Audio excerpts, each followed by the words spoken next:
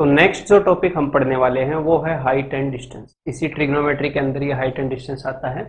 तो इसको मैं आपको जबरदस्त तरीके से करवाने वाला हूं, मतलब ऐसे तरीके से करवाऊंगा कि आप देखते ही देखते कुछ फिगर्स को रोटेट करेंगे, फिगर्स को समझेंगे, मतलब कि आप चीजों को विजुअलाइज करेंगे और कम से कम टाइम के अंदर आप उनको आंसर करेंगे। और डेफिनेटली आपने पहले इनको ऐसे सॉल्व नहीं किया होगा, ये मेरी गारंटी है। ठीक है, तो सबसे पहले तो कुछ मैं आपको बेसिक अंडरस्टैंडिंग दे दूं, मोस्ट प्रोबेबली आपको वो पता होएगा, फिर भी मैं आपको दे दूं वो मैं जरूरी समझता हूं। और उसके बाद हाइट एंड डिस्टेंस को एक ऐसे तरीके से करते हैं जैसा आपने पहले नहीं देखा होगा कई क्वेश्चंस को करते हुए।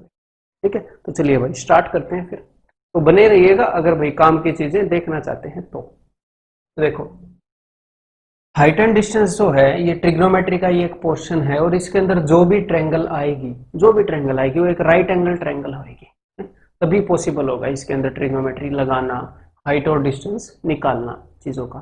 तो मेनली तो दो तरह की राइट एंगल ट्रायंगल इसके अंदर इन्वॉल्व होती हैं, लेकिन कभी कभी एक आधी और ट्रायंगल है जो इन्वॉल्व हो जाती है। तो पहले मैं आपको इन तीनों ट्रायंगल के बारे में बता देता हूं। देखो सर, तो सबसे पहली ट्रायंगल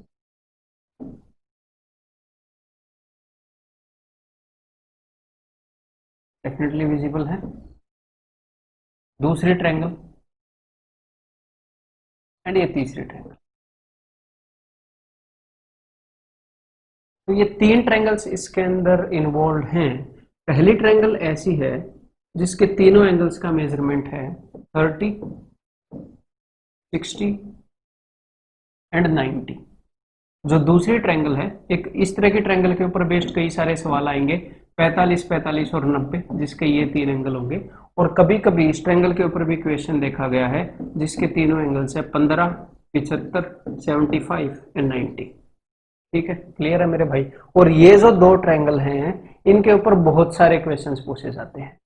और अगर क्वेश्चन इस ट्रायंगल के ऊपर पूछा जाए 30, 60, 90 वाली के ऊपर, तो मैं आपको बता देता हूं, मतलब बहुत कम सेकंड्स के अंदर कितना भी कॉम्प्लेक्स क्वेश्चन हो, कई मतलब मैक्सिमम क्वेश्चन मैं आपके 3 से 4 सेकंड के अंदर डायग्राम बनाने के बाद निकलवा सकता हूं। ठीक है, उसके लिए आपको थोड़ा सा मेरा साथ देना होगा, जो चीजें मैं आपको विजुअलाइज करवाऊंगा उनके ऊपर दिमाग लगाना होगा। ठीक है, और बाकी ये क्वेश्चन भी काफी कम टाइम में हम निकाल लेंगे और ये सारी चीजें हम प्रैक्टिकली करके देखेंगे। आपके सामने अभी करूंगा, तो सिर्फ बोलने वाली बात नहीं है। तो देखो, तो जो बेसिक चीजें आपको पता होनी चाहिए वो ये पता होनी चाहिए, आपने साइन रूल के बारे में सुना है, मैं पहले बता चुका हूं। साइन रूल क्या बताता है, इसकी बिल्कुल आम डेफिनेशन मैं आपको बता देता हूं। साइन रूल हमें बताता है ratio of lengths. Sine rule हमें ratio of lengths of sides of a triangle, किसी ट्रायंगल की साइड्स का लेंथ का रेशियो बताता है साइन रूल। तो साइन रूल ये कहता है कि किसी भी ट्रायंगल की कोई भी साइड हो जो तीनों साइड है किसी भी ट्रायंगल की, उन तीनों साइड्स की लेंथ का जो रेशियो है ना, वो वही रेशियो है जो उसके सामने वाले एंगल का साइन हो। अभी आप नहीं भी समझे हो तो कोई बड़ी बात नहीं है, मैं इसको नेम कर देता हूं, let it be A, B and C. तो साइन रूल ये कहता है कि मेरे भाई, जो इस ट्रायंगल की तीन साइड्स हैं जिनकी लंबाई है ए बी सी, तो साइन रूल ये कहता है कि इन तीनों साइडों की लंबाई का जो रेशियो है, जो अनुपात है, वो किस चीज के बराबर है, वो बराबर है इस साइड के सामने जो एंगल था उसका आप साइन ले लो। तो ए के सामने कौन सा एंगल है 30, तो आप उसका ले लो साइन 30 रेशियो। बी के सामने कौन सा एंगल है, बी के सामने है 60, तो साइन 60। और ये आप दुनिया की किसी भी ट्रायंगल के ऊपर लगा सकते हो, चाहे वो राइट एंगल ट्रायंगल हो या ना हो, दुनिया की किसी भी ट्रायंगल के ऊपर। ठीक है, तो जो ट्रायंगल का एंगल है उसका एक रिलेशन होता है उसके सामने वाली साइड की लेंथ के साथ, वो रिलेशन ही साइन रूल है। तो जो साइड सी है, ये एंगल 90 के सामने है, तो इसकी लेंथ को रिप्रेजेंट करेगा साइन 90। तो अब देखो, साइन 30 क्या होता है, साइन 30 होता है जी 1/2। साइन 60 क्या होता है, साइन 60 होता है जी √3/2। साइन 90 होता है 1। तो क्यों ना सबको 2 से मल्टीप्लाई कर दें ताकि इंटीजर आ जाए। तो अगर मैं इसको 2 से मल्टीप्लाई करूंगा तो ये बन जाएगा 1/3/2। और यही चीज मैं आपको बताना चाह रहा था। ये चीज आपको याद रखनी है, आपने पहले याद भी रखी होगी, मोस्ट प्रोबेबली आपने याद रखी होगी अगर आप एसएससी एग्जाम्स या बाकी एग्जाम्स की तैयारी कर रहे हो, लेकिन ये ऐसे आई है, ठीक है। This will be a logical explanation for this, और इसकी कई सारी एक्सप्लेनेशन हो सकती है, कि उनमें से एक है। तो आपको याद क्या रखना है वो मैं आपको बता देता हूं, देखो जरा। बिकॉज ये ट्रायंगल बार बार यूज होएगी, तो बार बार ये चीजें एग्जाम के अंदर निकालना तो कोई समझदारी होगी नहीं, तो बार बार यूज हो रही है, तो आपने ये याद रखना है कि 30 डिग्री के सामने जो साइड है अगर उसकी लंबाई 1 यूनिट है, तो 60 डिग्री के सामने जो साइड है उसकी लंबाई √3 यूनिट होगी, और 90 डिग्री के सामने जो साइड है उसकी लंबाई 2 यूनिट होगी। मतलब अगर 30 के सामने वाली साइड आपको दे दी तो उसको डबल कर दोगे तो 90 के सामने वाली आ जाएगी, और √3 गुना कर दोगे तो 60 के सामने वाली आ जाएगी। अगर आपको 90 के सामने वाली साइड दे दी तो उसको आधा कर दोगे तो 30 के सामने वाली साइड आ जाएगी, और जो भी 30 के सामने साइड आ गई उसको √3 से मल्टीप्लाई करोगे तो 60 के सामने आ जाएगी। मतलब इन तीनों में से कोई भी एक साइड आपको पता चल जाए, अब बाकी दो निकाल सकते हो। एग्जैक्टली इसी तरीके से हम यहाँ पर रेशियो निकाल सकते हैं कि अगर इस साइड की लंबाई 1 यूनिट है, इसकी लंबाई 1 यूनिट है, तो इसकी लंबाई √2 यूनिट होगी, ठीक है। पाइथागोरस से भी आप निकाल सकते हो। और जो साइड्स हैं इक्वल एंगल के सामने साइड्स बराबर होती हैं, तो इक्वल एंगल के सामने हमने 1 यूनिट मान ली, अब आप पाइथागोरस लगा दो चाहे, ठीक है। कई एक्सप्लेनेशन है इन चीजों के, ठीक है, बहुत ही बेसिक सी बातें हैं। अब यहाँ पर आ जाओ, 15 डिग्री के सामने देखो 15 छोटा है 75 से, और छोटे एंगल के सामने वाली साइड छोटी होती है। तो यहाँ पर दो चीजें हैं, यहाँ पर एक तो चीज है √3 - 1 और एक चीज है √3 + 1, ठीक है। तो 15 के सामने -1 वाला आएगा, क्योंकि भाई 15 के सामने जो साइड है वो 75 वाले से तो छोटी होगी, 75 के सामने √3 + 1 आएगा, और 90 के सामने 2√2 आएगा। इसके ऊपर भी कभी कभार क्वेश्चन देखने को मिले हैं, तो आपको ये भी याद कर लेनी चाहिए, ठीक है मेरे भाई। मस्त मजे में यहाँ तक बिल्कुल क्लियर होगा, यहाँ तक कोई डाउट की गुंजाइश है नहीं, एक लेवल तक मैं एक्सप्लेन कर रहा हूँ कि किसी को कोई प्रॉब्लम ना आए। तो अभी हम कुछ क्वेश्चंस करेंगे इनके ऊपर बेस्ड, और आगे जब जरूरत आएगी तो मैं आगे आपको कुछ और काम के कंसेप्ट्स बताऊंगा। इसको मैं थोड़ा सा इस तरीके से आपको बताऊंगा कि देखते देखते आपके आंसर निकलने वाले। लेकिन आगे बढ़ने से पहले कुछ क्वेश्चन कर लेते हैं, इन्हीं चीजों को यूज कर लेते हैं। अगर ये चीजें यूज हुए तो एक बार इस क्वेश्चन को करने की कोशिश कीजिएगा। उम्मीद करता हूं कि आपने कोशिश की होगी। अभी मैं ट्राई करता हूं मैं भी इस क्वेश्चन को करने की। देखो जरा, consider a regular hexagon ABCDE, there are towers placed at B and D। B और D पर टावर्स प्लेस्ड हैं, तो मैंने मान लिया इसको A, आपके सामने हेक्सागन है, B C D E F। अब ये मत सोचना कि भी हेक्सागन जो है वो तो ऐसा होता है, ये कैसा हेक्सागन है मेरे भाई। ये जो हेक्सागन है ये मैंने धरती पर लिटा रखा है, इसी हेक्सागन को मैंने जमीन पर लिटा दिया तो ये ऐसा दिखेगा। इतना तो आप इमेजिन कर पा रहे होंगे। अब आगे देखो, तो there are towers placed at B and D। B और D पर टावर्स प्लेस्ड हैं, तो यहां पर एक टावर है, B पर एक टावर खड़ा है ऐसे, और D पर भी एक टावर खड़ा है ऐसे, ठीक है। अब एग्जामिनर क्या बोल रहा है ध्यान से देखिएगा। अब ये जो है एक 3D फिगर बन गई, हेक्सागन जमीन पर लेटा है, उसके ऊपर टावर खड़ा है, तो ये जो ट्रायंगल बनेगी हवा में बनेगी। जमीन पर हेक्सागन है, ऊपर टावर है, ऐसे हवा में ट्रायंगल बनने वाली है यहाँ पर। अब इसमें क्या बताया है देखते हैं। The angle of elevation from A to tower at B is 30 degree. A से B पर जो टावर है, B वाले टावर पर A से अगर हम एंगल मेजर करते हैं तो वो 30 डिग्री है। इस हेक्सागन की जो साइड है वो मैंने A मान ली, तो ये जो AB एक साइड है हेक्सागन की, तो इसकी लेंथ हो गई जी AB। अब देखो ये वाला एंगल क्या है, ये वाला एंगल है जी 60, तो यहाँ पर एक राइट एंगल ट्रायंगल बन गई ना, तो इसको देखेंगे बाद में, इसको बाद में देखेंगे। अब आगे उसने क्या बताया है, and to the top of tower at D is 45 degree. Point A से अगर D के टॉप पर जो टावर है वहां तक अगर हम एंगल खींचे तो वहां पर एंगल जो है वो 45 डिग्री है, ठीक है। देखते हैं थोड़ी देर में। What is the ratio of height of tower at B and D। तो भाई इनकी हाइट का रेशियो, तो B पर जो टावर है और D पर जो टावर है इनकी हाइट का रेशियो अभी देख लेते हैं। देखो जरा, B पर जो टावर है उसकी हाइट कितनी होगी, ध्यान से सुनो। 60 के सामने अगर A है तो 30 के सामने क्या होगा, 60 के सामने √3 गुना होता है, 30 के सामने छोटी होती है साइड, तो √3 से भाग करोगे, a को √3 से भाग कर दोगे, यहां पर इस टावर की लेंथ है a डिवाइडेड बाई √3, तो a डिवाइडेड बाई √3।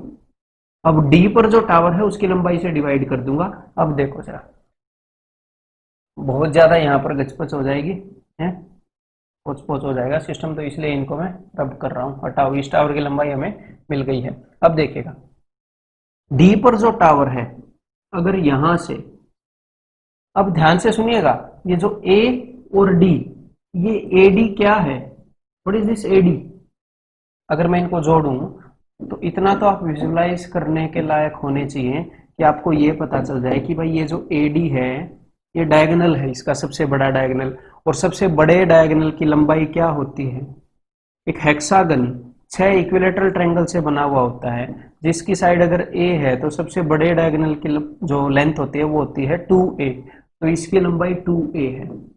और यहाँ पर ये जो एंगल बताया गया है, कौन सा एंगल, अगर मैं इसको मान लूँ f तो यहाँ पर आ गया है ऑलरेडी, अगर मैं इसको मान लूँ g, तो एंगल GAD, ये जो एंगल बताया गया है ये 45 डिग्री बताया है एग्जामिनर ने, तो अगर, तो ये भी 45 होगा, तो अगर 45 के सामने 2a है तो 45 के सामने 2a है, तो यहाँ पर जो टावर है उसकी लंबाई 2a है।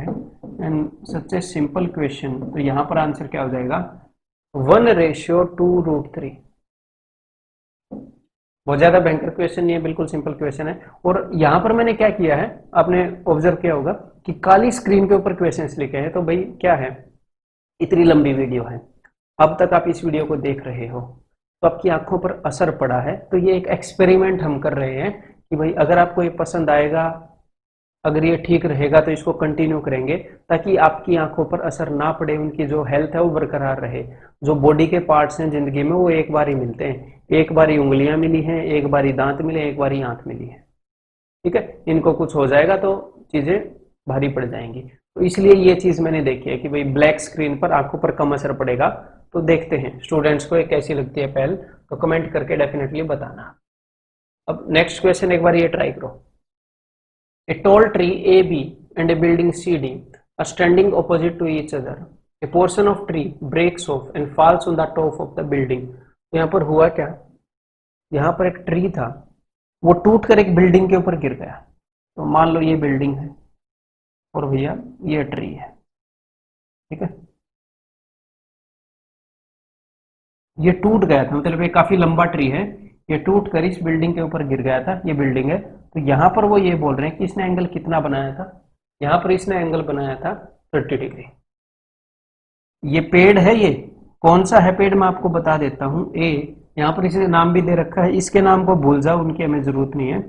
पेड़ है ABC, ABC, ए से लेकर बी तक पूरा पेड़ है, और बी से लेकर सी तक जो पेड़ था ये पहले ऐसे खड़ा था, बी से लेकर सी तक ऐसे खड़ा था, ये टूट के बिल्डिंग के ऊपर गिर गया, बिल्डिंग के सिर पर, और यहां पर इसने 30 डिग्री का एंगल बना लिया। अब क्या हुआ, आफ्टर वाइल, कुछ देर के बाद, it falls again to the ground, ये फिर से ग्राउंड के ऊपर गिर गया, in front of the building 4 metre away from the foot of the building. ये फिर से ऐसे गिर गया धरती पर, इसके सिर पर ये टिका हुआ नहीं रहा, ये ऐसे गिर गया, धरती पर आके ऐसे गिर जाएगा ना, और बिल्डिंग के पैर से 4 मीटर दूरी आकर गिर गया। और यहां पर इसने जो एंगल बनाया इस भाई साहब ने, वो एंगल बनाया 45 डिग्री का, ठीक है, ये जो एंगल है ये 45 डिग्री का बनाया है। The height of the building is 6 metre, find the total height of the tree. तो अगर बिल्डिंग की हाइट 6 मीटर है तो इस पूरे ट्री की हाइट कितनी होगी, यानी कि ए से लेकर बी तक और बी से लेकर सी तक, ये हमने निकालना था। तो चलिए अब हम इनको नाम दे देते हैं, ये डी है, ये ई है, तो अगर ये 6 है तो ये भी 6 होगा, ये तो सीधा सीधा दिख रहा है, क्लियर है। तो यहाँ पर मैंने इस हिस्से को क्या मान लिया, मैंने भाई इस हिस्से की लेंथ तो निकालनी है, तो इस हिस्से को मैंने मान लिया भाई ए, बी से लेकर ई तक। अब इस ट्रायंगल के अंदर देखो, जिस भी ट्रायंगल का मैं आपको नाम बोलूं उस ट्रायंगल को देखते रहिएगा, ठीक है, हम क्वेश्चन को सोल्व करते रहेंगे। ट्रायंगल ABF, अगर ये वाला एंगल 45 है तो ये वाला एंगल भी 45 होगा, बिकॉज ये तो 90 होते हैं, चीज वर्टिकली खड़ी होती है ग्राउंड पर, ठीक है, ये 45 है तो ये भी 45 होगा, और 45 के सामने यहाँ पर जो लेंथ होगी यहाँ पर वही लेंथ होगी, तो यहाँ पर भी 6 + a होगी लेंथ, ठीक है जी हाँ। अब ध्यान से देखो, ये जो है ई सी जो है वो बराबर होगी ए डी के, डेफिनेटली ये एक रेक्टेंगल बनेगी। ई सी जो है वो बराबर होगी किसके, ए डी के। तो ई सी की लेंथ क्या है, देखो 30 के सामने, इस ट्रायंगल के अंदर अब आप आ जाओ, बी ई सी, 30 के सामने अगर ए है तो ये पूरा एंगल 60 है, तो 60 के सामने √3a होगा। तो मैं कह सकता हूं क्या कि √3a is equal to 6a + 4, तो 6a + 4 मीन्स 10 + a। अब आप a की वैल्यू निकाल सकते हो कि नहीं, इस a को इधर लेकर जाओगे तो a कॉमन आ जाएगा, ये हो जाएगा √3 - 1 इज इक्वल टू 10। अब इसको यहां पर लेकर जाओगे तो a की वैल्यू क्या हो जाएगी, इसको नीचे ले जाओगे √3 - 1, ऊपर जाके √3 + 1, नीचे दोनों के स्क्वायर का डिफरेंस 2, तो 5 × √3 + 1। इसको आप ऐसे जल्दी करने के लायक होने चाहिए, कोई बड़ी बात नहीं है, तो मैंने किया है। ठीक है, अब हमने आगे निकालना क्या था, अब ध्यान से देखिएगा। अब हमने निकालना है कि A to B and B to C। अगर 30 के सामने A है तो ये वाला एंगल 90 है, ट्रायंगल BCE के अंदर 30 के सामने A है तो 90 के सामने 2A होगा। तो ट्री की टोटल हाइट क्या होगी, 2A + A, 3A + 6। तो 3A + 6 हमने निकालना है, तो नॉट ए बिग डील। इसको 3 गुना करो और उसके अंदर 6 जोड़ दो, तो 3 गुना इसको कर देते हैं भाई, 3 × 5 = 15 √3 प्लस 3 × 5 = 15 प्लस 6, तो 21 + 15 √3 है क्या कहीं पर, समझ में आ गई बात, क्लियर है, ठीक ठाक क्वेश्चन था। तो भाई अब मैं आपको एक चीज बताने वाला हूं, यहां पर काम की चीज, ध्यान से सुन लीजिएगा। इस चीज को हो सकता है आपने पहले भी यूज किया हो, लेकिन हम जिस तरीके से इसको यूज करने वाले हैं वो बहुत ही बढ़िया है, बहुत ही लाजवाब है, आपका काफी टाइम बचाएगा। ठीक है, तो देखो मैं आपको क्या चीज बताने वाला हूं, ध्यान से सुनिएगा। हमारे पास दो ट्रायंगल्स हैं, triangle ABC and triangle ACB। इन दोनों ट्रायंगल्स की खासियत क्या है, इन दोनों ट्रायंगल की ये खासियत है कि यहां पर ये 90 है, ये 90 है, इन दोनों ट्रायंगल की ये वाली साइड कॉमन है। तो जब भी ऐसी दो ट्रायंगल हो जिनकी ये वाली साइड ऐसे कॉमन हो, ठीक है, और उनमें से एक एंगल अगर 60 डिग्री हो और एक एंगल अगर 30 डिग्री हो, तो ध्यान से देखिएगा, तो जो साइड कॉमन है उसके अलावा वाली साइड के बारे में, इन दोनों ट्रायंगल की कौन सी साइड कॉमन है, AC, दोनों ट्रायंगल के अंदर कॉमन है। तो जो साइड कॉमन है, अगर दो ट्रायंगल हैं, एक ट्रायंगल है 60 30 90 वाली, दूसरी ट्रायंगल भी है 30 60 90 वाली, यही, और दोनों की एक साइड कॉमन है, तो जो साइड कॉमन है उसके अलावा जो साइड बच गई, हाइपोटेन्यूज को छोड़कर उसके अलावा जो साइड बच गई, उसके बारे में मैं कुछ स्टेटमेंट दे सकता हूं, इसको आप बार बार यूज करेंगे, मजे आ जाएंगे। देखो, इस साइड को मैंने मान लिया √3, तो अगर 60 के सामने √3 है तो 30 के सामने क्या होगा, तो 30 के सामने होगा 1, तो यहां से लेकर यहां तक BC की लंबाई 1। 30 के सामने अगर √3 इस ट्रायंगल के अंदर आ जाओ तो 60 के अंदर, तो 60 के सामने क्या होगा, √3 × √3 3। तो आपको ये पता होना चाहिए कि जब हमारे सामने दो ट्रायंगल हों, 30 60 90 30 60 90 वाली दो ट्रायंगल हो, उनकी एक साइड अगर कॉमन है, ऐसे चिपकी हुई है, तो नीचे जो दूसरी परपेंडिकुलर जो साइड बच गई हाइपोटेन्यूज को छोड़कर, वो 1:3 के रेशियो में होगी। इस चीज को हम बार बार लगातार यूज करेंगे, जहां जिस भी क्वेश्चन में आपको 60 और 30 दिखेगा, हाइट एंड डिस्टेंस के 99.9999 क्वेश्चंस के अंदर क्या होगा, इनके अंदर सिर्फ एक ही मूवमेंट होती है, दो मूवमेंट नहीं होती, और अगर एक मूवमेंट होगी तो पक्का एक साइड कॉमन होगी। अब मैं किस एक मूवमेंट की बात कर रहा हूं, आगे चलकर एक क्वेश्चन के थ्रू मैं आपको बताऊंगा, वो काफी रेयर क्वेश्चन है। ठीक है, तो मतलब कि जहां पर भी 60 और 30 दिखेगा, 99.99% आप इतने इजीली उस क्वेश्चन का आंसर निकाल पाओगे। लेकिन एग्जामिनर ऐसे सीधी सीधी ट्रायंगल नहीं देगा, एग्जामिनर ऐसे सीधी सीधी ट्रायंगल नहीं देगा, वो इन ट्रायंगल्स को घुमाएगा। कैसे घुमाएगा, आप ध्यान से देख लो, अब आपको ये पता चल गया ना। और हाँ, कि 30 के सामने आप दो तरीके से याद कर सकते हो, जब ये ट्रायंगल ऐसे हैं, या तो आप ऐसे याद रख सकते हो, आपको खुद ही फील हो रहा होगा कि 60 डिग्री वाला मुंह ज्यादा खुला होगा, 30 डिग्री वाला मुंह बंद होगा, ये मुंह ज्यादा खुला होगा, ये मुंह बंद होगा।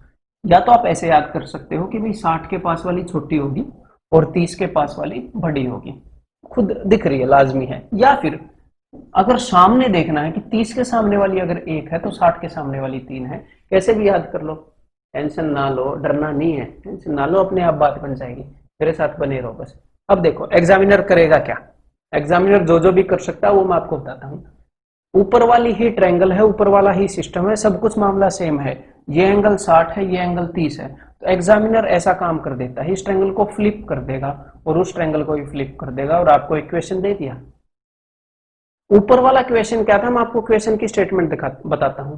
ऊपर देयर इज ए बिल्डिंग, अगर पॉइंट बी से उस बिल्डिंग का एंगल ऑफ एलिवेशन देखो तो 60 डिग्री है, पॉइंट डी से उस बिल्डिंग का एंगल ऑफ एलिवेशन देखो तो 30 डिग्री है, पॉइंट बी और डी बिल्डिंग के अलग अलग तरफ है, तो बताओ, वट एवर, वो कुछ भी पूछ लेगा। अब ऐसा क्या क्वेश्चन है, इस क्वेश्चन को वो कैसे देगा, हमारे पास एक नदी है, नदी के दोनों तरफ दो पेड़ है या दो टावर है जिनकी हाइट बराबर है। देखो यहां पर हाइट, जिनकी हाइट बराबर है, अब ये मत सोचना कि मैं आपको रटवा रहा हूं, थोड़ी देर में आपको पता चलेगा इसकी इंपॉर्टेंस। जिनकी हाइट बराबर है और वहां से नदी के बीच में किसी पॉइंट पर अगर हम एंगल ऑफ डिप्रेशन देखते हैं, यहां पर नदी के बीच में कोई बोट जा रही है या फिर ये कोई रोड है, इतना चौड़ा है, रोड के दोनों तरफ दो खंबे हैं, तो बीच में किसी पॉइंट पर अगर हम देख रहे हैं एंगल, तो एक जगह एंगल 60 है, एक जगह एंगल 30 है, तो आपको पता होना चाहिए भाई देखो ये दोनों में बराबर है, जी हाँ बराबर है, तो यानी कि ये 1 होगा और ये 3 होगा, सीधा सीधा पता होना चाहिए, सीधा सीधा। क्लियर है। अब आगे देखो, अब वो ऐसे नहीं है कि इसको ऐसे ही देगा या ऐसे ही देगा, है वो इसको ऐसे रोटेट भी कर सकता है, इसको रोटेट भी कर सकता है, सारे केसेस में आज आपको करवाऊंगा इसके अंदर। वो इसको ऐसे भी दे सकता है, अब ध्यान से देखो क्या कर सकता है, इस ट्रायंगल को फ्लिप करके इसके अंदर घुसा देगा। ये देखो पहले ये जो ट्रायंगल थी ये इधर थी, इसको फ्लिप करके इसके अंदर घुसा दिया। हाँ अब वो क्या बोलेगा, वो ये बोलेगा कि भाई हमारे पास एक टावर है, एक बंदा पॉइंट ए पर खड़ा है, तो वहां से टावर का जो एंगल ऑफ एलिवेशन है, मतलब वो कैसी भी सिचुएशन क्रिएट कर सकता है। मैं तो एक आधी सिचुएशन आपको दिखा रहा हूं ताकि आपका दिमाग चलना स्टार्ट हो जाए। उस बंदे ने जब टावर को देखा तो एंगल ऑफ एलिवेशन 30 है, 60 नहीं, दूर है तो कम होगा, तो एंगल ऑफ एलिवेशन 30 है। वो बंदा कुछ दूर चलकर बी पर चला गया, वहां से जो एंगल ऑफ एलिवेशन है वो 60 है, तो आपको क्या पता होना चाहिए, आपको ये पता होना चाहिए, ध्यान से देखो कि मेरे भाई अगर ये 1 था यहां से लेकर यहां तक है, तो ये पूरा क्या था, तो ये पूरा, ये आपको नहीं दिख रहा होगा, कोई नहीं, ट्रायंगल आपको दिख रही है, इस पॉइंट को मैंने नाम दे दिया सी, तो आपको ये पता होना चाहिए, और इस पॉइंट को मैंने नाम दे दिया डी। अब आपको दिखेगा, ध्यान से देखो कि ए से लेकर सी तक, ए से लेकर सी तक अगर डिस्टेंस 3 है, तो सी से लेकर डी तक डिस्टेंस कितना है, 1। ये तो हमने किया, यहां से यहां तक अगर 1 है तो यहां से यहां तक 3 है। अगर इसी चीज को मैंने फ्लिप कर दिया तो भी तो सेम बात लागू हुई ना, यहां से लेकर यहां तक अगर डिस्टेंस 3 है तो यहां से लेकर यहां तक 1 है, तो आपको पता होना चाहिए ये अगर डिस्टेंस 1 है तो ये डिस्टेंस 2 है। अभी आपको रटना नहीं है, ये रटना मत, आगे मैं कई सारे क्वेश्चन करवाऊंगा, उनमें अपना दिमाग चलाओगे तो खुद ब खुद याद हो जाएगा, खुद ब खुद याद हो जाएगा। अब देखो एक बार इस क्वेश्चन को करने की कोशिश करिएगा। A man on the top of a tower standing on the seashore find that a boat coming towards him takes 10 minutes। एक बंदा यहाँ पर खड़ा है और उसको एक बात पता है, मतलब समुद्र के सी शोर पर खड़ा है, समुद्र के किनारे पर खड़ा है, कि एक बोट उसकी तरफ आ रही है, उसने 10 मिनट लिए for the angle of depression to change from 30 to 60। पहले वो बोट कहीं ना कहीं पर थी, तो जो एंगल था वो 30 डिग्री था, 30 डिग्री से उस बोट ने जो एंगल है वो 60 डिग्री बनाया, तो इतनी दूर में उसको 10 मिनट लगे। तो मैं एक बात बोल रहा हूं, ये वही ट्रायंगल है कि नहीं है, ये वही ट्रायंगल है कि नहीं है, तो आपको पता होना चाहिए कि अगर मेरे भाई ये डिस्टेंस अगर 1 यूनिट है तो ये डिस्टेंस 2 यूनिट है, बिकॉज अगर ये डिस्टेंस 1 है तो ये पूरा डिस्टेंस 3 है, तो ये बच गया है 2 यूनिट है, तो 2 यूनिट डिस्टेंस में 10 मिनट लगे हैं, तो 1 यूनिट यानी कि इससे आधे डिस्टेंस में 5 मिनट लेगी वो बोट। हमने कुछ भी नहीं करना है, यहां पर इसका आंसर क्या हो जाएगा, ऑप्शन में 5 मिनट्स। क्लियर है, समझ में आ गई बात, मजा आ रहा है। तो ऐसे आपने इन क्वेश्चंस को करना है। इन क्वेश्चंस को मैं और अपना रूट 3 वगैरह मान के हर एक तरीके से करवा सकता हूं, लेकिन आगे कई क्वेश्चंस के थ्रू मैं आपकी वो अंडरस्टैंडिंग भी डेवलप करूंगा। मतलब ये मत सोचना कि सिर्फ ये एक सिचुएशन करा दी, आगे कई क्वेश्चन करेंगे। एक बार इस क्वेश्चन को ट्राई करो। From A point exactly midway between the foot of two towers P and Q, foot of two towers at P and Q, ऐसे आप कर सकते हो। तो देखो जरा यहाँ पर ध्यान से, दो टावर्स हैं, एक टावर पी पर है, एक टावर क्यू पर है, एक टावर यहाँ पर है, एक टावर यहाँ पर। तो एग्जामिनर ने क्या बताया है कि from A point exactly Midway, जो एक पॉइंट है वो इन दोनों के एग्जैक्टली बीच में है, पी और क्यू के एग्जैक्टली बीच में है, मान लो ये पॉइंट डी है। The angle of elevation of their tops are 30 degree and 60 degree respectively. तो जो एंगल ऑफ एलिवेशन है वो एक तो 30 डिग्री है और एक एंगल ऑफ एलिवेशन 60 डिग्री है, ठीक है। Respectively the ratio of height of P, तो ये जो टावर है इसका नाम ही पी है, पॉइंट पी पर नहीं है, नीचे पता चल रहा है। The ratio of height of P to that of Q, ये जो क्यू टावर की है, यहाँ पर हमें सीधा सीधा पता चल रहा है कि ये 1 है और ये 3 है, और एग्जैक्टली उसी चीज का यहाँ पर एग्जामिनर ने यूज किया है। लेकिन यहाँ पर ये डायरेक्टली हो सकता है आपको ना दिखे, लेकिन ये कैसे दिखेगा उसी चीज में मैं आपकी हेल्प करूंगा। अब देखो ध्यान से, मैं आपको विजुअलाइज करवाता हूँ। सबसे पहली बात, एग्जामिनर ने क्या बोला है, एग्जामिनर ने बोला है कि ये जो पॉइंट डी है ना, ये मिडवे है, एग्जैक्टली बीच में है, यानी कि ये वाली साइड और ये वाली साइड दोनों बराबर है। ये वाली ट्रायंगल भी 30 60 90 वाली ट्रायंगल है, और ये वाली ट्रायंगल भी 30 60 90 वाली ट्रायंगल है। और मैंने आपको क्या बताया था, अगर दो 30 60 90 वाली ट्रायंगल है और उनकी एक साइड कॉमन है, तो जो बची साइड है हाइपोटेन्यूज को छोड़कर उसका रेशियो 1:3 है। लेकिन अभी भी उतना मजा आया नहीं होगा, पता चाहिए ना, अभी भी उतना मजा नहीं आया होगा कि यार नहीं बात नहीं बनी। टेंशन मत लो, मैं यहाँ पर किस लिए हूँ। ये जो फिगर है एग्जैक्टली ये फिगर वही है ना, ये जो फिगर है एग्जैक्टली ये फिगर वही है। तो हुआ क्या है, पिछली बार जो मैं आपको बता रहा था, यहां से भी वैसी ही फिगर क्रिएट की जा सकती है। एक बार वहां पर ध्यान से देखो, ये सीन है, मैंने आपको इस सीन के बारे में बताया था कि नहीं, दोनों ट्रायंगल ऐसे चिपकी हुई थी, लेकिन एग्जामिनर ने उसी सीन को ऐसे क्रिएट कर दिया, या फिर उन दोनों ट्रायंगल्स को फ्लिप कर दिया, आप ऐसे बोल सकते हो। लेकिन जब मैंने ट्रायंगल्स को फ्लिप किया था तो इनकी हाइट सेम थी। तो कुल मिलाकर घूम फिरकर एग्जामिनर सिचुएशन यही यूज कर रहा है, बस हमें पकड़नी है वो, बस अपना दिमाग चलना चाहिए, और उसी दिमाग को मैं यहाँ पर चलवा रहा हूँ। मैथमेटिक्स को पिक्चर्स के रूप में जब हम सीखते हैं, जब हम एनिमेशन से सीखते हैं, ये सब्जेक्ट ही वैसा है। हम यहाँ पर ग्रेजुएशन नहीं कर रहे हैं कि हमें लिख लिख कर बोर होकर सीखना पड़ेगा। अरे SSC, CGL, CAT, competitive exam, CDS, इन सब का जो मैथ्स है वो क्वांटिटेटिव एप्टीट्यूड है, वो मैथ्स नहीं है। मैथ्स लिखा आपने देखा है, क्वांटिटेटिव एप्टीट्यूड लिखा देखा होगा, तो 10वीं तक का मैथ्स है, हद मारकर 11वीं 12वीं के एक आधे कंसेप्ट उसके अंदर इन्वॉल्व है, तो उसको हम विजुअलाइज करके पढ़ सकते हैं बिना बोर हुए, और वो ज्यादा इफेक्टिव तरीका है। तो यहाँ पर आप खुद देख पा रहे होंगे कि अच्छा भाई इसको ऐसे घुमाएंगे तो ये जो साइड है ये सेम है, यानी कि ये 1 है तो ये 3 है, ये 1 है तो 1 3 है। और अगर अभी भी आपको इसमें इतना कॉन्फिडेंस नहीं आया होगा तो यार 2 ही तो क्वेश्चन किए हैं, कोई जादू की पिल थोड़ी है। अब अगला क्वेश्चन का, the angle of elevation of an aeroplane from A point on the ground is 60 degree. किसी प्लेन का जो एंगल ऑफ एलिवेशन है वो 60 डिग्री है किसी पॉइंट से, ठीक है। यहां पर एरोप्लेन है, after flying for 30 seconds the angle of elevation changes to 30 degree. तो 30 सेकेंड्स तक ये उड़ा और यहाँ पर पहुंच गया, और अब जो एंगल ऑफ एलिवेशन है दैट इज 30 डिग्री। ये जो एंगल है दिस इज 30।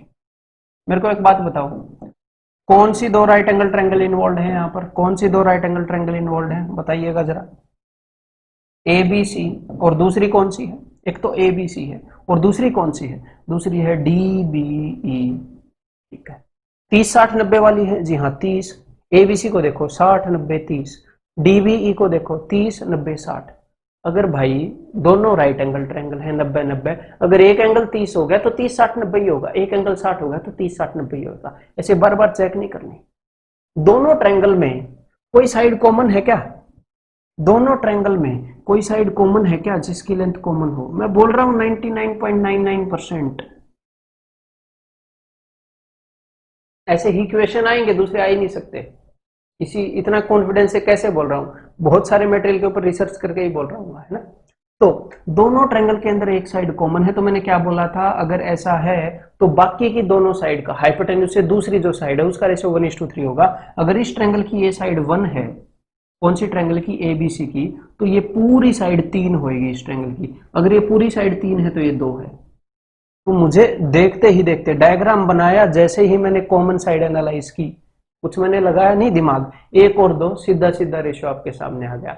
और जो मैं आपको चीज बता रहा हूं ये यूनिवर्सल है, ऐसा नहीं है कि एक आधे केस में लगे, ये यूनिवर्सल है। ठीक है, 30 60 90 एक साइड कॉमन, कहीं पर भी लगा दो दुनिया में।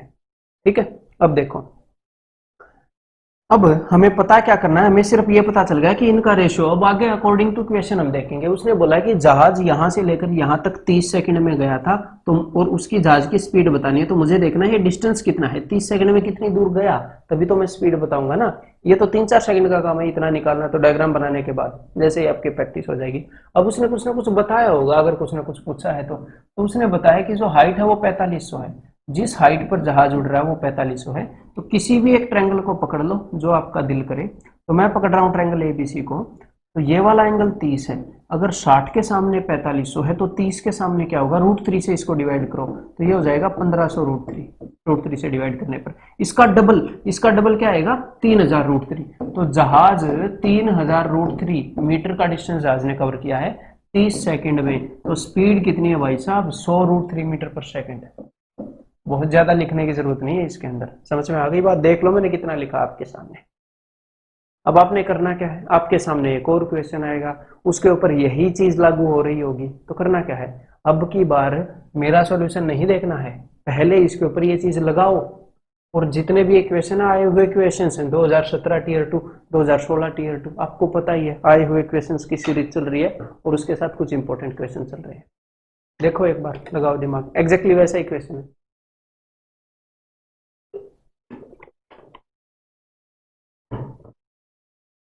अब देखिए एग्जाम में हम कैसे सोल्व करेंगे इस क्वेश्चन को।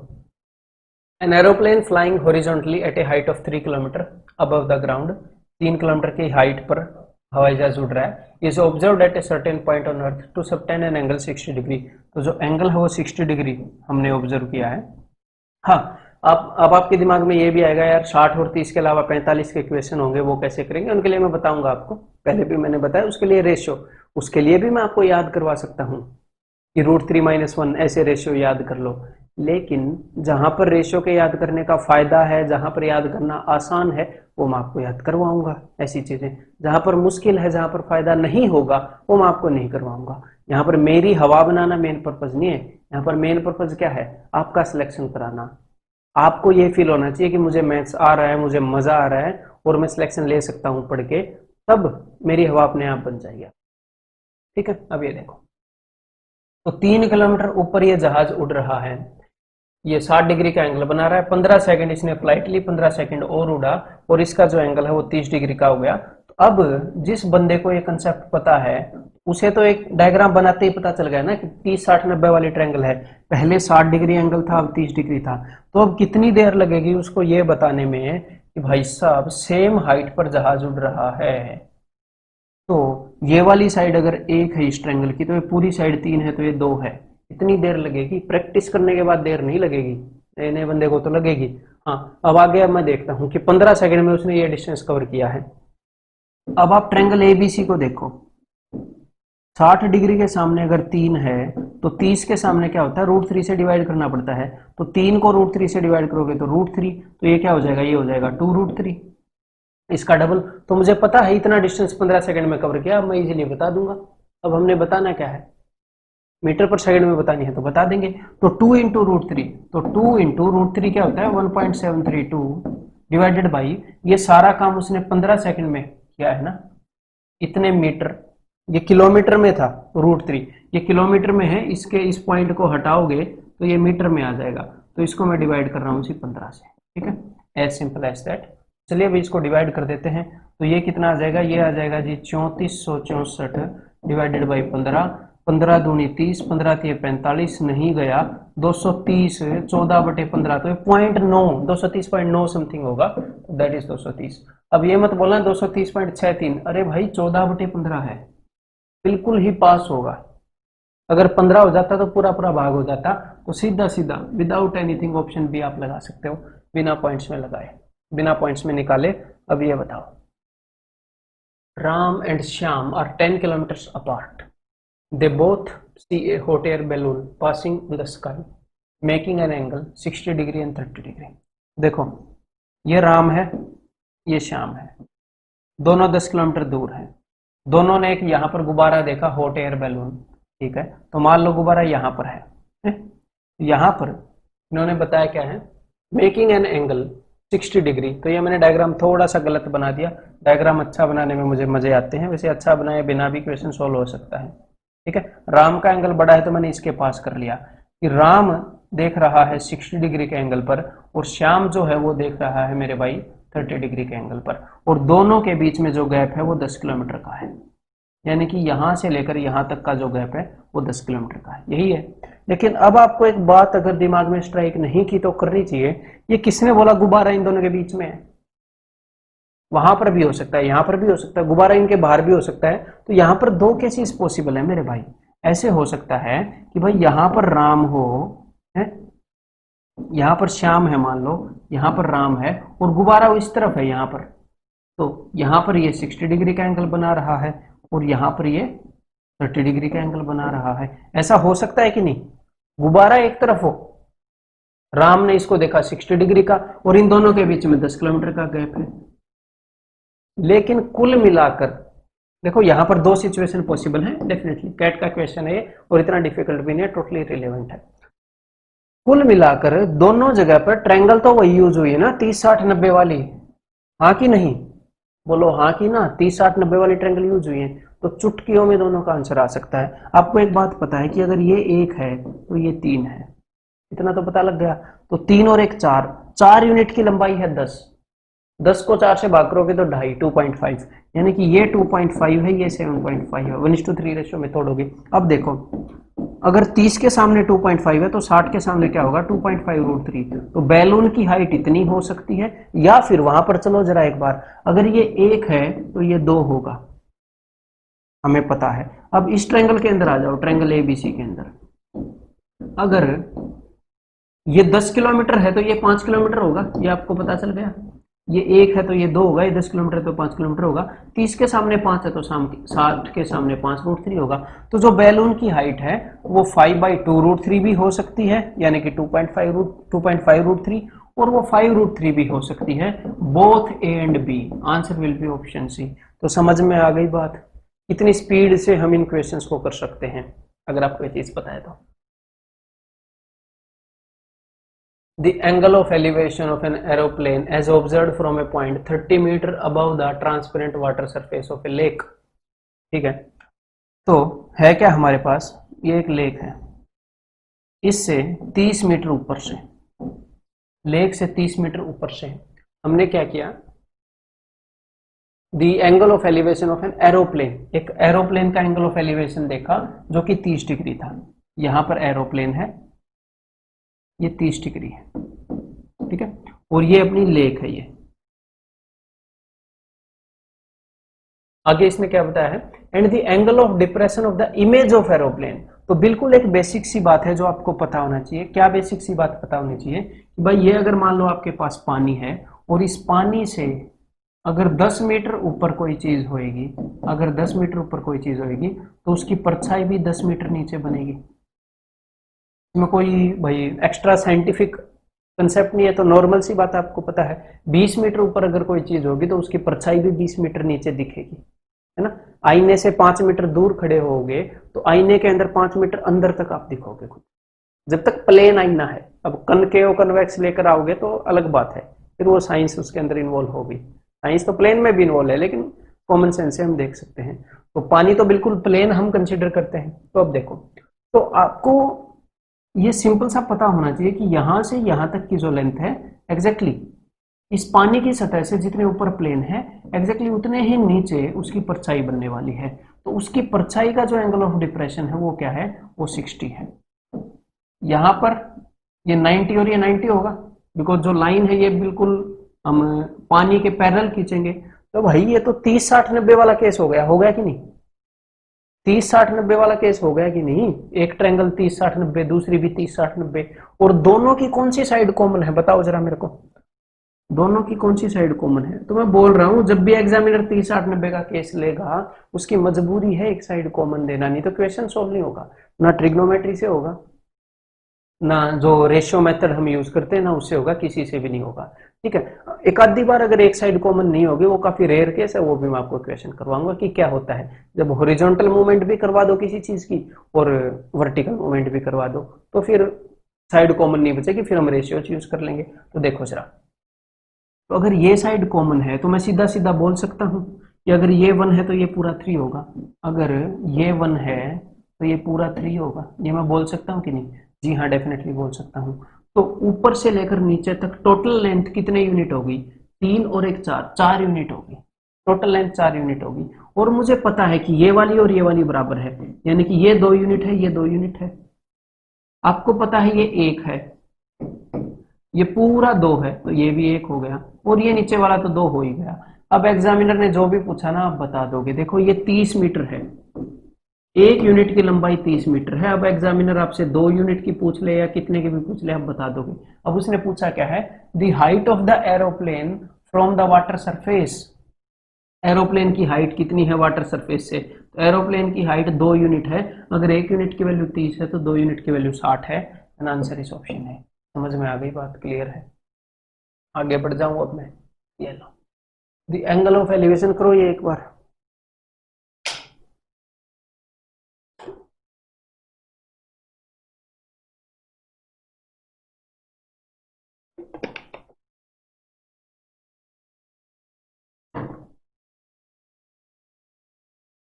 The angle of elevation of top of a tower 72 meter high from the top and bottom of a building are 30 and 60। हमारे पास एक टावर है, हमारे पास एक बिल्डिंग है। इस बिल्डिंग के टॉप से जब एंगल ऑफ एलिवेशन देखा गया इस टावर का तो वो 30 डिग्री था, और इस बिल्डिंग के बॉटम से जब देखा गया तो वो 60 डिग्री था। अरे भाई, फिर से वही 30 60 90 वाली ट्रायंगल इन्वॉल्व हो गई, तो तुरंत हम इसका आंसर मार्क कर सकते हैं, बहुत ज्यादा स्पीड में मार्क कर सकते हैं। देखो इन दोनों ट्रायंगल्स के अंदर, इन ट्रायंगल का नाम मैं रख देता हूं ABC और ADE। इन दोनों ट्रायंगल के अंदर कौन सी साइड है जिसकी लंबाई सेम है? बताओ जरा मुझे। ये साइड है ना, ऊपर वाले ट्रायंगल की ये जो साइड है, नीचे वाले ट्रायंगल की ये जो साइड है, ये लंबाई कॉमन है। तो जो दूसरी साइड से इन दोनों ट्रायंगल की, उनकी लंबाई 1 और 3 होगी। तो इस ट्रायंगल की जो साइड है उसकी लंबाई अगर 1 है तो इस पूरी साइड की लंबाई 3 है, तो ये वाली लंबाई क्या हो गई? ये 2 हो गई। और एग्जामिनर ने बोला क्या है? एग्जामिनर ने बोला है इस टावर की लंबाई 72 है। अगर 3 यूनिट की वैल्यू 72 है तो 1 यूनिट की वैल्यू क्या होगी? 24 थी बेहतर, तो 24 हो गई। और इस बिल्डिंग की लंबाई 2 यूनिट है, तो 2 यूनिट की वैल्यू 24 दूनी 48 होगी। तो बताओ कितना देर लगेगा? ऑप्शन ढूंढने में ज्यादा टाइम लगता है। ठीक है, क्लियर है? समझ में आ गई बात? यहाँ पर कोई परेशानी आपको नहीं होनी चाहिए। और अगर आपको ये लगे कि भाई ये 1 है ये 3 है, ऐसा क्यों है, तो देखो मैंने क्या बताया था, 30 के सामने 1 होएगा और 60 के सामने 3 होएगा, ऐसे केस। क्लियर है? यही एक डाउट आ सकता था। आगे बढ़े, चलो भाई अब एक बार ये देख लो। अब 45 वाले कुछ क्वेश्चन भी मैं ले लेता हूँ ताकि आपको ये ना लगे कि भाई सिर्फ वही लिए। तो इनको हम रेशियो मेथड से निपटा देंगे, not a big deal. A navy captain going away from a light house at a speed of this. ये एक लाइट हाउस है, इससे एक नेवी का कप्तान दूर जा रहा है भाई। He observes it takes him 1 minute to change the angle of elevation of top of light house from 60 to 45। उसको क्या पता चला? उसको ये पता चला कि जो एंगल ऑफ एलिवेशन पहले 60 था उसको 45 बनाने में मुझे 1 मिनट लगा है, यानी कि यहां से यहां तक जाने में उसे 1 मिनट लगा है। ठीक है, not a big deal. What is the height of the light house? तो इस लाइट हाउस की हाइट क्या है? तो लाइट हाउस की हाइट निकालनी है, तो चलो इसको अज्यूम कर लेते हैं कुछ ना कुछ। बिकॉज ये 60 के सामने है तो मैंने इसको √3 अज्यूम कर लिया ताकि कैलकुलेशन में दिक्कत ना आए। तो अगर 60 के सामने √3 है तो यहाँ पर 30 के सामने क्या होगा? 30 के सामने 1 होएगा, 1 √3 2, यही होता है। अब बड़ी वाली ट्रायंगल में आ जाओ। बड़ी वाली ट्रायंगल है ABC। 45 के सामने अगर √3 है तो ये पूरा एंगल भी 45 होगा, 45 45 90। तो भाई यहां पर भी √3 होएगा, तो ये पूरा डिस्टेंस अगर √3 है तो 1 यूनिट तो यहां पर कवर हो गया, तो ये डिस्टेंस √3 - 1 है। तो अब एग्जामिनर ने क्या बताया है कि इस डिस्टेंस को कवर करने में उसे 1 मिनट लगा। ध्यान से मेरी बात को सुनिएगा। इस डिस्टेंस को कवर करने में उसे 1 मिनट लगा, तो इसकी हाइट बता दो। तो भाई √3 - 1, ये जो मतलब √3 - 1 यूनिट है ये डिस्टेंस, ये कितने डिस्टेंस को रिप्रेजेंट करता है ये एक बार निकाल लें। एक्चुअल में यहां से यहां तक का कितना डिस्टेंस है वो एक बार निकाल लें। वो कैसे निकालोगे, उसने स्पीड दी है कि नहीं बोट की, दी है। टाइम दिया है कि नहीं, दिया है। तो स्पीड इनटू टाइम क्या होता है, डिस्टेंस। तो एक बार इस डिस्टेंस को निकाल लेते हैं। तो स्पीड कितनी है, ये 4√3, 4 इंटू √3 - 1, इतने मीटर पर सेकंड, एक सेकंड में इतने मीटर जाती है बोट। और उसने क्या बोला है, 1 मिनट। तो 1 मिनट में कितनी जाएगी, इंटू 60। तो ये टोटल डिस्टेंस है यहां से लेकर यहां तक का। और इस डिस्टेंस को रेशियो में किससे रिप्रेजेंट करते हैं, √3 - 1 से। तो √3 - 1 से डिवाइड कर दूं, रेशियो में इसको √3 - 1 से डिनोट करते हैं। तो √3 - 1 से डिवाइड कर दिया, मुझे पता चल गया एक्चुअल चीज, एक्चुअल सिचुएशन रेशियो की इतने गुना है। और हमें रेशियो में कौन सी चीज निकालनी है, मतलब √3 - 1 के बारे में हमें पता है, हमें √3 निकालना है। तो √3 से गुना कर दो बस। डायग्राम बनाने के बाद इतना लिखना है, √3 - 1 से √3 - 1 गया। तो 4 इंटू 60, 240 √3 है क्या कहीं पर, ठीक है। समझ में आ गई भाई बात। अगला क्वेश्चन ट्राई करिएगा सर, एग्जैक्टली वैसा ही क्वेश्चन आप लोगों के लिए।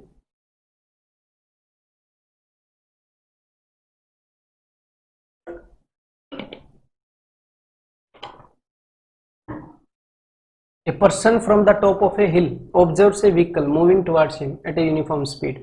It takes 10 minutes for the angle of depression to change from 45 to 60. एक बंदा हिल पर बैठा है, यहाँ पर पहाड़ी पर, और दूर से एक व्हीकल उसकी तरफ आ रहा है। तो पहले जो एंगल ऑफ डिप्रेशन था वो 45 था, और 10 मिनट लगे तो जो एंगल ऑफ डिप्रेशन है वो 60 हो गया। यहाँ से यहाँ तक आने में उसको 10 मिनट लगे, तो इसको मार्क कर देते हैं, ठीक है। अब पूछा क्या है, उसने पूछा है after this the time required by the vehicle to reach the bottom of the hill. उसके बाद यहां से यहां तक आने में कितना टाइम लगेगा। तो मेरे भाई सिंपल सी बात है, अगर देखो ध्यान से, सी से डी के बीच में जो डिस्टेंस है, अगर ये वाला डिस्टेंस उससे डबल हुआ तो डबल टाइम लग जाएगा, आधा हुआ तो आधा लग जाएगा। तो हमें सिर्फ इन डिस्टेंसेस का रेशियो निकालना है, उसके बाद काम बन जाएगा। सिर्फ रेशियो निकालना है, हमें एक्चुअल डिस्टेंस नहीं निकालना। तो देखो ट्रायंगल एबीसी के अंदर देखो, 60 के सामने मैंने मान लिया √3, अज्यूम कर लिया। तो 30 के सामने क्या हो जाएगा, 30 के सामने हो जाएगा 1। अब बड़ी ट्रायंगल एबीडी के अंदर देखो, अगर 45 के सामने √3 है तो ये वाला एंगल भी 45 होगा। तो 45 के सामने क्या हो जाएगा, ये पूरी साइड √3 हो जाएगी, √3 में से एक गया, ये वाली चीज हो जाएगी √3 - 1। मैं आपको ये चीज रटवा भी सकता था, रटने के लिए भी बोल सकता हूँ। जैसे मैंने 30 और 60 का कॉम्बिनेशन आपको बताया है, 30 डिग्री और 60 डिग्री का, ऐसे ही मैं 60 और 45 का, 45 और 30 का ये भी रटवा सकता हूँ। 2 और कॉम्बिनेशन बनेंगे, लेकिन वो उतने यूजफुल नहीं होंगे, उनको याद रखना उतना मुश्किल है। उससे अच्छा आप रेशियो को यूज कर निकाल लोगे एग्जाम में, ठीक है। तो जो चीज फिजिबल होगी, जो एक्चुअल में जिसकी एफिशिएंसी होगी, जो एफिशिएंट होगी, वो मैं आपको रटवाऊँ, ठीक है। देखो तो भाई √3 - 1 यूनिट को ट्रैवल करने में 10 मिनट लगे, 1 यूनिट को ट्रैवल करने में कितना टाइम लगेगा, वेरी वेरी इजी। √3 - 1 के लिए लगे 10 मिनट। हाँ, अब √3 - 1 को हम पॉइंट्स में कर लेते हैं, है ना, कर लेंगे बाद में, एक बार इसको रेशनलाइज कर लेंगे। तो √3 - 1 डिस्टेंस के लिए लगे 10 मिनट, तो 1 यूनिट डिस्टेंस के लिए लगेंगे इतने यूनिट। क्लियर है, 1 यूनिट के लिए लगेंगे इतने यूनिट। तो इसको रेशनलाइज कर लेते हैं, 10 इंटू 2, और ये हो जाएगा √3 + 1। ये भी मैंने आपके लिए लिखा है, नहीं तो डायरेक्टली ऐसे लिख सकते हैं, पिछले क्वेश्चन में मैंने ऐसे ही लिखा था, ठीक है। इसको रेशनलाइज किया, माइनस है तो पॉजिटिव हो गया, और दोनों के स्क्वायर के बीच में जो डिफरेंस है उससे मैंने डिवाइड कर दिया। अब √3 की वैल्यू मैं यहाँ पर रख रहा हूँ 1.73, 1.73, 2 भी आप रख सकते हो। तो आपने इसको मल्टीप्लाई करना पड़ेगा, 5 इंटू 2.73, तो ये क्या हो जाएगा, 5 × 15, 35, 36, 10, 13, 13.65, ठीक है। तो 13.65 का क्या मतलब है, 13/2/3, 13.66 ही है ये लगभग, है ना, 13/2/3। तो 13 मिनट और 2/3 हिस्सा मिनट का, 2/3 हिस्सा मतलब कि 2/3 इंटू 60 यानी कि 40, 13 मिनट 40 सेकेंड। समझ में आ गई बात, क्लियर है। इन्होंने अप्रोक्सीमेट ही निकाला है। एक बार नेक्स्ट ट्राई करो। ए ladder is placed against A wall such that, यहाँ पर वेल नहीं वॉल आएगा, such that it just reaches the top of दीवार। तो एक दीवार है, उसके टॉप के सारे सटाकर एक सीढ़ी हमने रखी है, ठीक है। The foot of the ladder is at a distance of 5 metre from the wall. जो लैडर का फुट है वो दीवार से 5 मीटर की दूरी पर है। द एंगल ऑफ एलिवेशन, जो उन्नयन कोण है, of the top of the wall, जो वॉल के टॉप का जो एंगल ऑफ एलिवेशन है, कहां से है? From the base of the ladder, ladder के बेस से जो टॉप का एंगल ऑफ एलिवेशन है, दैट इज 15 डिग्री, ठीक है। तो ये कितना हो जाएगा? ये हो जाएगा 75 डिग्री। तो मैंने आपको क्या बताया था भाई? रेशियो मैंने आपको क्या बताया था कि 15 के सामने अगर √3 - 1 है तो 75 के सामने √3 + 1 होएगा, और 90 के सामने 2√2 होएगा। इसको याद रख लो। और एक और मैं आपको बात बता दूं, आपको कई जगह पर, कई किताबों के अंदर, कई नोट्स के अंदर इसी की 3 फॉर्म देखने को मिल जाएंगी, इसी रेशियो की, कि अगर ये आ गया तो ये रट लो, ये आ गया तो ये रट लो। मैं आपको बता देता हूं, एग्जाम में बहुत ज्यादा चीजें रट कर जाने का फायदा नहीं है। इसी रेशियो से आप सारे क्वेश्चन कर सकते हो। थोड़ी मोटी कैलकुलेशन आप एग्जाम में भी कर सकते हो, सब कुछ रट के जाने की जरूरत नहीं है, समझ रहे हो? थोड़ी मोटी कैलकुलेशन हम थोड़ा मोटा रेशनलाइज तो हम वहां पर जाके भी कर सकते हैं ना। इसी रेशियो को यूज कर लो। जैसे कि यहाँ पर अब इन्होंने पूछा है what is the length of the ladder, तो लैडर की जो लंबाई है वो 2√2 है। तो एग्जाम में हम इतना तो निकाल सकते हैं ना कि √3 + 1 को 5 रिप्रेजेंट करता है, तो 2√2 को क्या रिप्रेजेंट करेगा? या आप इतना भी नहीं निकाल सकते? मेरे को ये बताओ, इतनी कैलकुलेशन। हाँ, अगर आप इतनी भी कैलकुलेशन नहीं करना चाहते तो आपको मैं एक और रेशियो रटवा सकता हूँ मैं, लेकिन पर्सनली उसमें विश्वास नहीं रखता यार। इतनी कैलकुलेशन तो हम कर ही सकते हैं। और एक और स्टेप लगेगा, देखो √3 जो +1 है ये ऊपर जाकर √3 - 1 हो जाएगा, है ना, और नीचे एक 2 छोड़कर जाएगा, 2 से ये 2 कैंसिल आउट हो जाएगा, √2। अब बस कर दो गुना 5√2 का, यहाँ से 5√6 - 5√2, जिस भी फॉर्म में उन्होंने आंसर दिया उसको हम टिक कर देंगे। तो समझ में आ गई बात? क्लियर है? कभी कभी आंसर इस फॉर्म में भी गिवन होता है, तो फिर तो कुछ रटने का हमें नुकसान ही हो जाएगा। तो हम एक लिमिट तक चीजों को याद रखेंगे जितनी एफिशिएंट होंगी, अपने सिर के ऊपर एक्स्ट्रा बर्डन लेकर नहीं चलेंगे। A tower standing on a horizontal plane subtend a certain angle at a point 160 meter apart from the foot of the tower. On advancing 100 meter towards it, the tower is found to subtend an angle twice as before. तो कहा क्या है? एक tower खड़ा है, ये किसी point के ऊपर कोई एंगल बनाता है, मान लो वो एंगल थीटा है। जब 100 मीटर और इसकी तरफ चले तो जो इसने एंगल बनाया वो 2 थीटा है। जब इसकी तरफ 100 मीटर चले तो जो इसने एंगल बनाया वो 2 थीटा है। तो ये जो डिस्टेंस है ये 100 मीटर हो गया। इनका नामकरण कर देते हैं।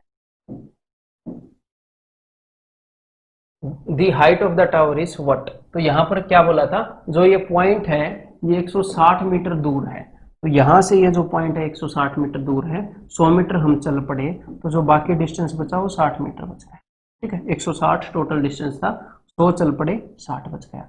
अब आपको ये पता होना चाहिए कि किसी भी ट्रायंगल के अंदर जो एक्सटीरियर एंगल होता है वो इंटीरियर दो एंगल्स के, ऑल्टरनेट इंटीरियर एंगल्स के अंतः अभिमुख कोणों के योग के बराबर होता है।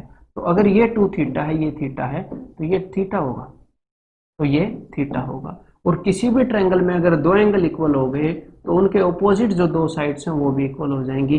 अगर ये 100 है तो ये साइड भी 100 हो जाएगी। अब आप आ जाइएगा ट्रायंगल ABC के अंदर।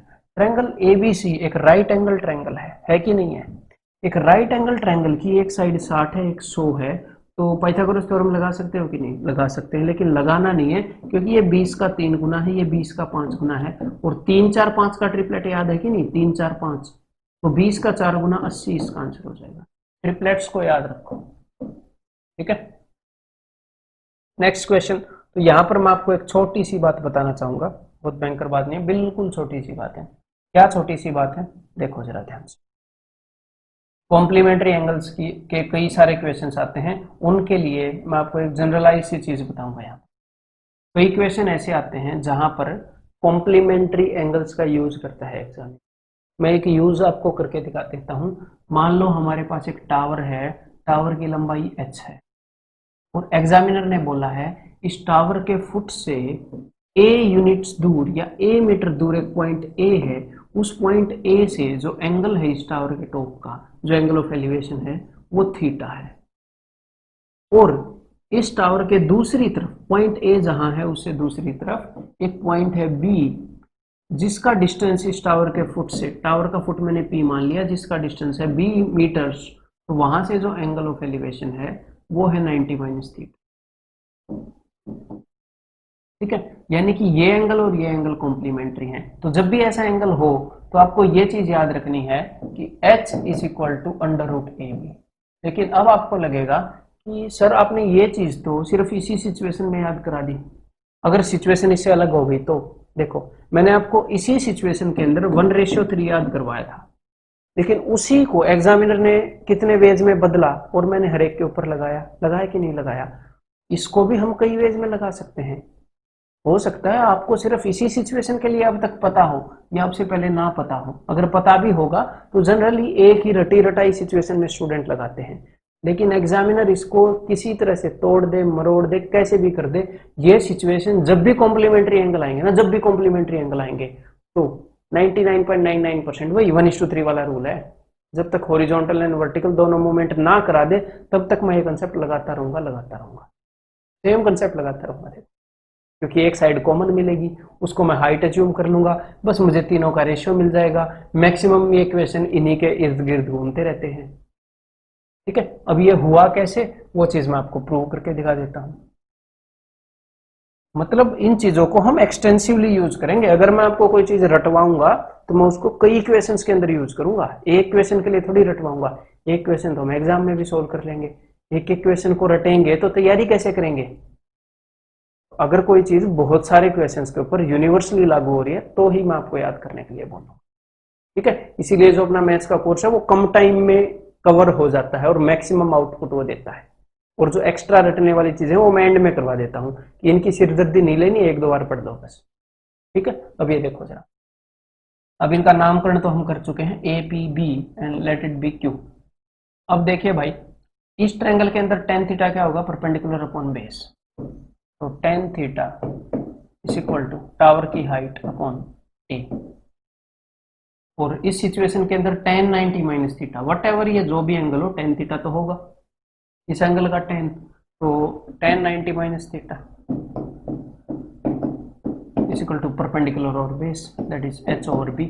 अब tan 90 माइनस थीटा क्या होता है, ये होता है cot थीटा। तो cot थीटा और tan थीटा एक दूसरे के रेसिप्रोकल है कि नहीं, रेसिप्रोकल तो है, दोनों का प्रोडक्ट 1 है या दोनों रेसिप्रोकल है ये हम बोल सकते हैं। तो tan की वैल्यू h ओवर a है, cot की वैल्यू h ओवर b है, तो tan की वैल्यू क्या होगी, b ओवर h। इसको उल्टा करके मैं कंपेयर करूंगा, tan इसका रेसिप्रोकल है तो यहां से tan की वैल्यू b ओवर h आएगी, ऊपर से tan की वैल्यू h ओवर a आई है। दोनों को मैंने कंपेयर किया, h को इस साइड ले जाओ, h square is equal to A B, या तो इसको याद कर लो या इसको याद कर लो, h is equal to under root A B, बात एक ही है, नॉट ए बिग डील। ठीक है, क्लियर है, डंडनाडन ये सिचुएशन। अब इसके कई रूप मैं आपको दिखाऊं। सबसे पहले तो इसका बेसिक रूप मैं आपको दिखा देता हूं कि एग्जाम में डायरेक्ट 2016 में क्वेश्चन आया है, वो आप एक बार देख लीजिएगा। यहाँ पर उसने क्या बताया है, देखो इससे पहले क्वेश्चन, हाँ ये हमारे पास एक क्वेश्चन है, ये मैं पहले करवाना चाह रहा था, उसको बाद में करेंगे। अब ये देखो, 2 points P and Q at the distance of x and y where y is greater than x। तो दो पॉइंट है P और Q at the distance x and y respectively from the base of a building on a straight line।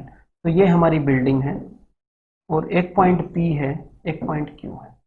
ठीक है, तो where y is greater than x, y जो distance है वो x से ज्यादा है, यहाँ पर जो डिस्टेंस है वो x है, इस पॉइंट का जो डिस्टेंस है वो y है respectively on a straight line. If the angle of elevation of the top of the building from points P and Q, अगर इस बिल्डिंग का angle of elevation in point के टॉप से जो भी है आर कॉम्प्लीमेंट्री, मतलब कि कॉम्प्लीमेंट्री है, दोनों का सम जो है वो 90 है, तो आपसे बिल्डिंग की हाइट पूछी गई है, तो बिल्डिंग की हाइट क्या होगी, तो बिल्डिंग की हाइट हो जाएगी h is equal to under root X Y, that is option D. ये मतलब बिल्कुल ही डायरेक्ट क्वेश्चन हो गया, ये आप डायरेक्ट विद इन 1 सेकंड कर सकते हैं। दूसरी बात, यहां पर आपके दिमाग में ये भी आया होगा कि सर अगर ऐसा हो जाए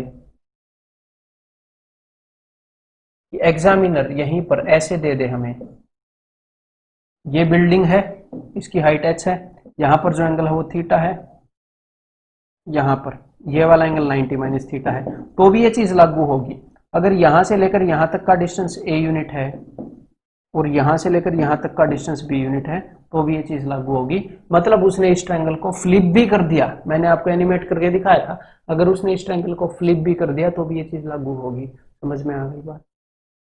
इसका डिस्टेंस x है, इसका y है, तो ठीक है, सेम आंसर हो जाएगा।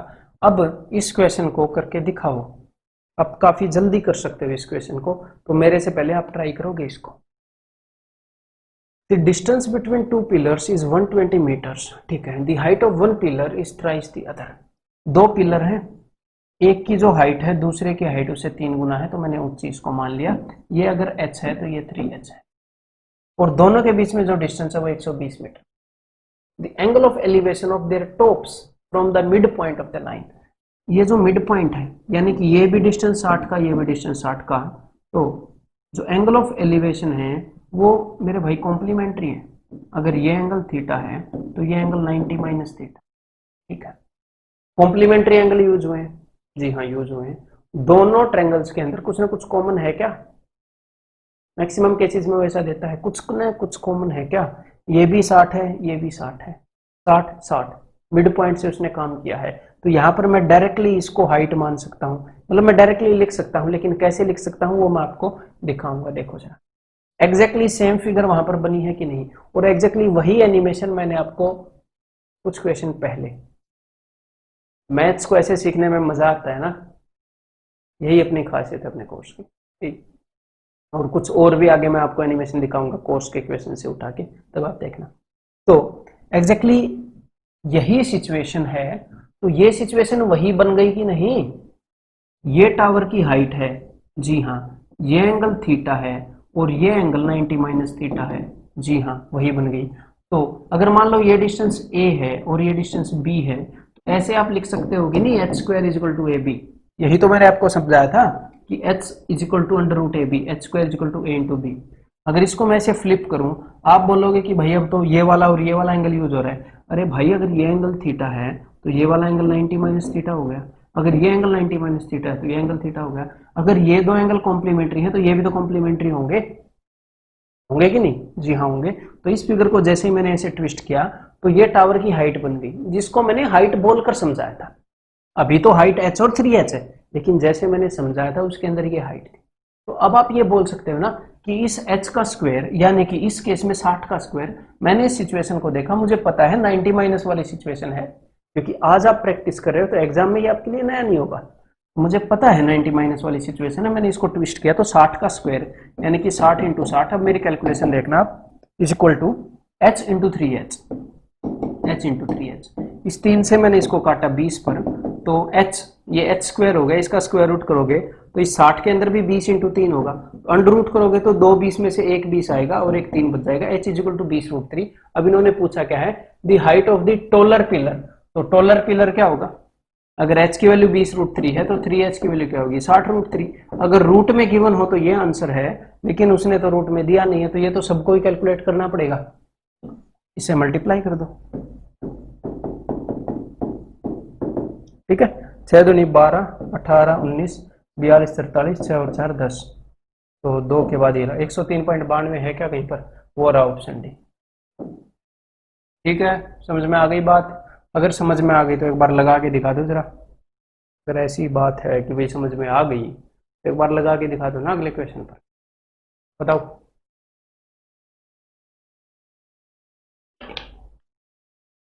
डायग्राम बनाने के बाद 4 सेकंड का क्वेश्चन एकदम एक्स, देखो। Two posts are x metre apart and the height of one is double that of other. दो पोस्ट हैं, एक की हाइट अगर h है तो दूसरे की हाइट 2h है, x मीटर अपार्ट है। If from the mid point of the line joining their feet, जो लाइन इनके फीट को जोड़ती है उसके मिड पॉइंट से, अगर ये डिस्टेंस दोनों के बीच में x है तो ये x/2 होगा और ये x/2 होगा। तो ये जो एंगल ऑफ एलिवेशन है ये उसने क्या बताया है?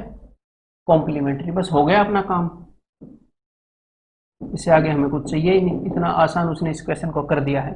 देखो अब मैं इस एंगल को अगर ऐसे ट्विस्ट कर दूं तो ये जो हाइट होगी ये वही वाला, ये फिगर ऐसे बन जाएगा ऐसे। तो मुझे पता है अगर ये h है तो h का square is equal to a into B, मुझे पता है कि x/2 का स्क्वायर यानी कि x² 4 is equal to h into 2h, पता है कि नहीं? ठीक है, इस 2 को मैं इधर नीचे ले आया, ये हो गया भाई। अब उसने पूछा क्या है, उसने पूछा है then the height of the shorter post, तो उसने h की वैल्यू पूछी है, तो इसको मैं स्क्वायर रूट करूंगा, तो h will be equal to, ऊपर इसका स्क्वायर रूट x होएगा, नीचे 8 का स्क्वायर रूट 2 होएगा, तो x/2 √2। देखो कितनी स्टेप का आंसर है, डायग्राम बनाया, एक स्टेप में आंसर। समझ में आ गई बात? क्लियर है? चीजों को एंजॉय कर रहे हो? अब मैं आपको एक और चीज यहाँ पर, हाँ, एक और चीज अगले क्वेश्चन में बताऊंगा, एक बार यहाँ पर भी यूज करो। मतलब कि बहुत सारे क्वेश्चन है जिनमें ये चीजें यूज होंगी, करो एक बार, ट्राई करो। A flag is hoisted on the top of a building of height 7√3 metre. ठीक है, देखो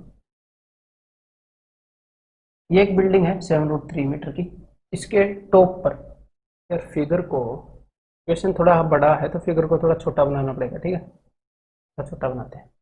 और कौन इसको होस्ट कर रहा है? A man of height √3 metre. तो इसको मैं थोड़ा सा नीचे यहाँ पर लिखना चाहूंगा, यहाँ पर बना लेते हैं, और फिगर को थोड़ा सा मैं छोटा ही बनाऊंगा, अपने पास क्वेश्चन बड़ा हो गया तो। हाँ, ये जो बंदा है इसकी हाइट √3 मीटर है, ठीक है, और इसने किया क्या है, a flag is hosted on top of a building of height 7√3। तो बिल्डिंग की हाइट 7√3 है, तो ये √3 हो जाएगा, तो ये 6√3 बचेगा। बिल्डिंग की टोटल हाइट 7√3 है, यहां से लेकर यहां तक बिल्डिंग है, इसके टॉप पर इसने फ्लैग होस्ट कर दिया। ये जो बंदा है ये क्या कर रहा है, ये देख रहा है, क्या देख रहा है, top and bottom of the flag at 2 different angle of elevation that are found to be complementary. Flag का जब इसने टॉप देखा और फ्लैग का जब इसने बॉटम देखा, तो ये एंगल थीटा निकला, तो ये वाला एंगल 90 - थीटा निकला। देखो इतनी कॉम्प्लेक्स सिचुएशन है, उतनी सिंपल सिचुएशन तो नहीं है ना, एक टावर खड़ा है, वहां पर थीटा, वहां पर 90 - थीटा, वैसी तो बिल्कुल नहीं है, लेकिन यहां पर भी हम यूज करेंगे, सेम चीज यूज करेंगे। तो जो चीज यूनिवर्सल है वही आपको बताई जा रही है, ठीक है। अब देखो, तो एंगल कॉम्प्लीमेंट्री निकले। अब उसने बताया क्या है, if the man is standing √135 metre away from the building. तो ये आदमी जो है बिल्डिंग से √135 मीटर दूर खड़ा है, यानी कि ए से लेकर बी का डिस्टेंस और सी से लेकर डी का डिस्टेंस है वो √135 है। Easy. From the building find the height of the flag pole. हमें फ्लैग पोल की हाइट निकालनी है, जो कि मैंने मान ली h। तो एक बार आपको समझाने के लिए मेरे को नामकरण करना पड़ेगा, नहीं तो मैं खुद देख पा रहा हूं, ठीक है। तो एक बार देखो, इसका नामकरण कर देते हैं अच्छे से एक बार।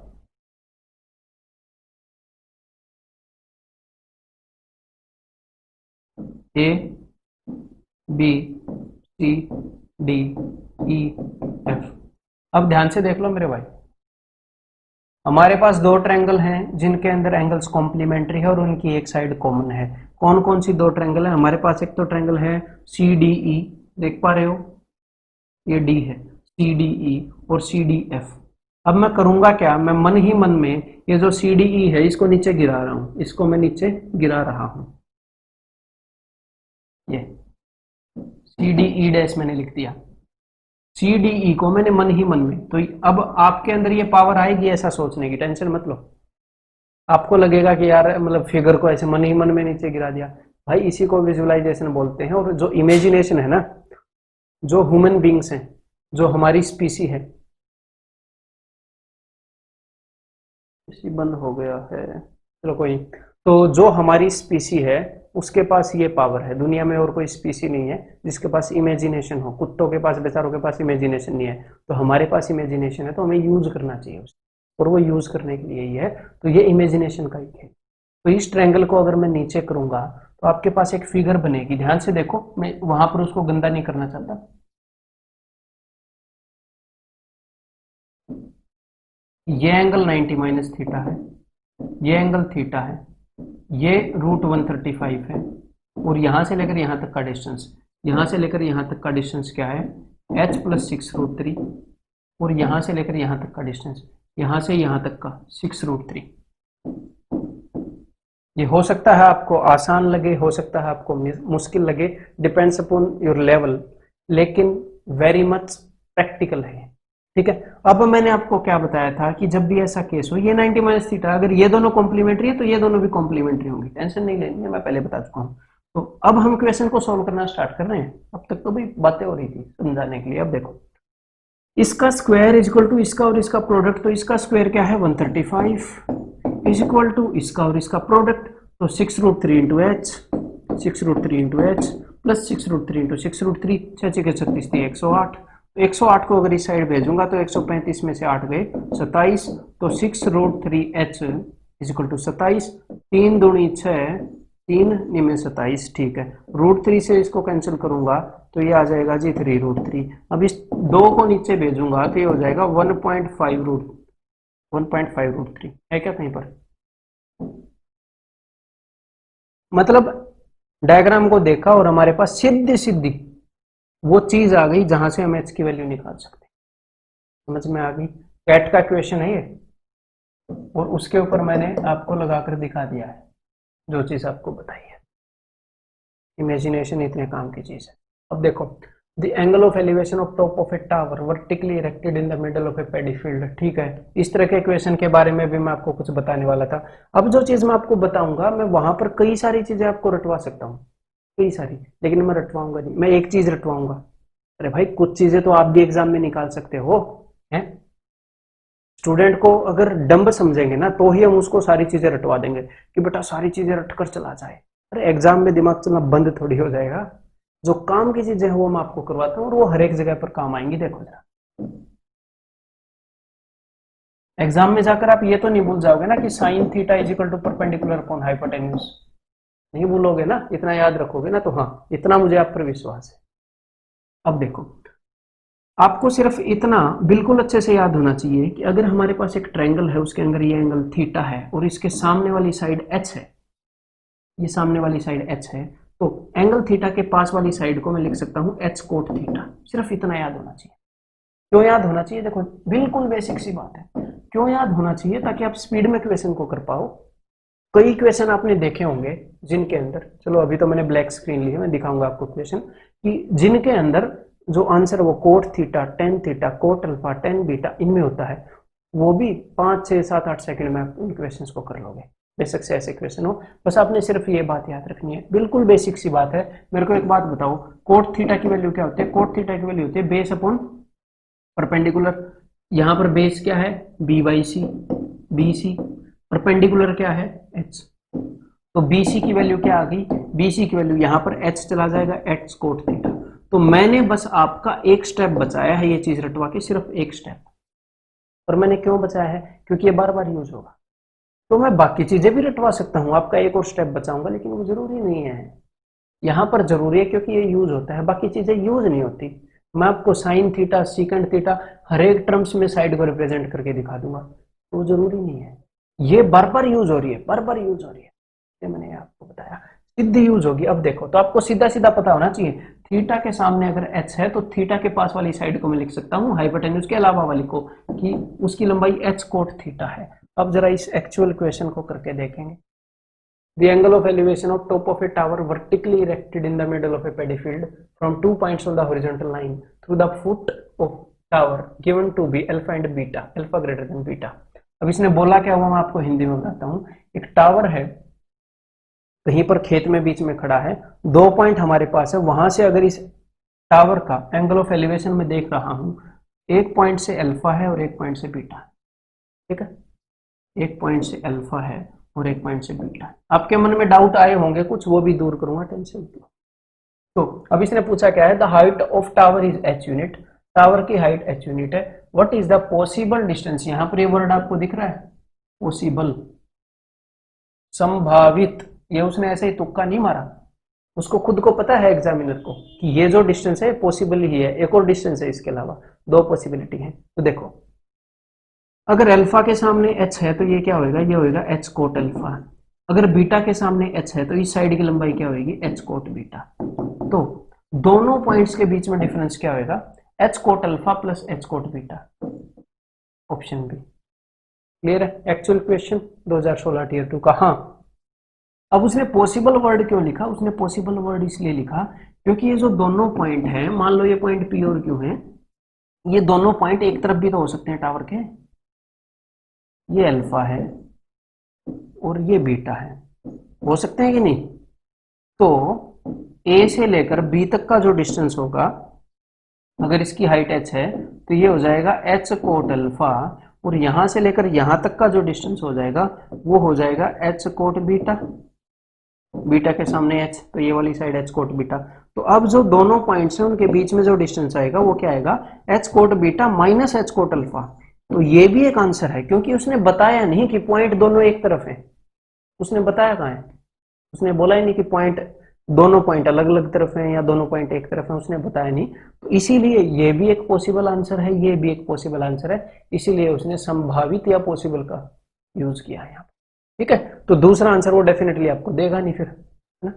हाँ, अब दूसरी बात, कई बार यही इक्वेशन 10 के अंदर होते हैं, 10 के अंदर, कभी कोट के अंदर कभी 10 के अंदर। तो जब आपने इक्वेशन निकाल लिया है, मान लो आपने इक्वेशन ऐसे निकाल लिया और आपको ये ऑप्शन मिला नहीं, तो इसका मतलब ये 10 में होगा कहीं ना कहीं पर, आपको ये ऑप्शन मिला नहीं, तो आप इसको बाद में भी 10 में कन्वर्ट कर सकते हो, नॉट ए बिग डील। हाथ पैर नहीं फूलने चाहिए कि भाई ये क्या हो गया, बाद में 10 में कन्वर्ट करो, आपको ये आंसर मिल जाएगा h 10 beta plus 10 alpha by 10 alpha beta, ऐसे कहीं ना कहीं। ठीक है, जैसे यहाँ पर माइनस है, इसी में प्लस होएगा तो ये आंसर हो जाता। या फिर आप क्या कर सकते हो, या फिर आपको ये पता चल जाए कि भाई सारे आंसर ही 10 में, कई बार सारे आंसर कोट में होते हैं, सारे 10 में होते हैं, आपको पता चल गया कि सारे आंसर ही 10 में हैं, तो आप इसकी लंबाई को सीधा 10 में भी लिख सकते हो कि भाई इसकी लंबाई h 10 अल्फा है, उसकी लंबाई h 10 बीटा है ना। कोट को अगर नीचे लेकर जाओगे तो वो 10 बन जाएगा, तो आप इसको डायरेक्टली ऐसे भी लिख सकते हो और उसके बाद अकॉर्डिंग टू क्वेश्चन आप सोल्व कर लोगे। ठीक है, इतना ज्ञान है ना फिर इस तरह के क्वेश्चंस के लिए। अब एक बार ये देखो, ये सेम इक्वेशन है शायद, वर्टिकल टावर स्टैंड्स ऑन, नहीं ये सेम क्वेश्चन नहीं है, वो लगता है जी हाँ। एक बार ये क्वेश्चन करो, a vertical tower stands on a horizontal plane and is surmounted by a vertical flag. ठीक है, flag staff of height h, एक वर्टिकल टावर है, इसके ऊपर एक झंडे का ये भी खड़ा है फ्लैग स्टाफ। ठीक है, at a point on the plane the angle of elevation of the bottom of the flag staff is alpha and that of the top of the flag is beta, the height of the tower is what। इसने flag staff की height बताई है ना, यानी h। तो इसने ये बताया है कि भाई धरती पर एक पॉइंट है, उस पॉइंट से अगर इस झंडे के बॉटम को देखते हैं तो एंगल अल्फा है, बॉटम का यही उसने बताया होगा, angle of elevation of bottom is alpha, और अगर इस झंडे के टॉप को देखते हैं तो जो एंगल ऑफ एलिवेशन है दैट इज बीटा। और झंडे की ऊंचाई h है, तो इस टावर की ऊंचाई बताओ, तो इस टावर की ऊंचाई मैंने मान ली कैपिटल H। ठीक है, अब देखो एग्जैक्टली सेम लॉजिक लगाएंगे। मेरे को एक बात बताओ, ट्रायंगल डीबीसी को देखो, ट्रायंगल डीबीसी, ट्रायंगल डीबीसी में कौन सा एंगल है, ट्रायंगल डीबीसी में एंगल है अल्फा, और यहाँ पर आंसर्स किस में है 10 10 10, तो मैं स्टार्टिंग से ही 10 लेकर चलूंगा, इसलिए मैंने आपको पहले बताया था।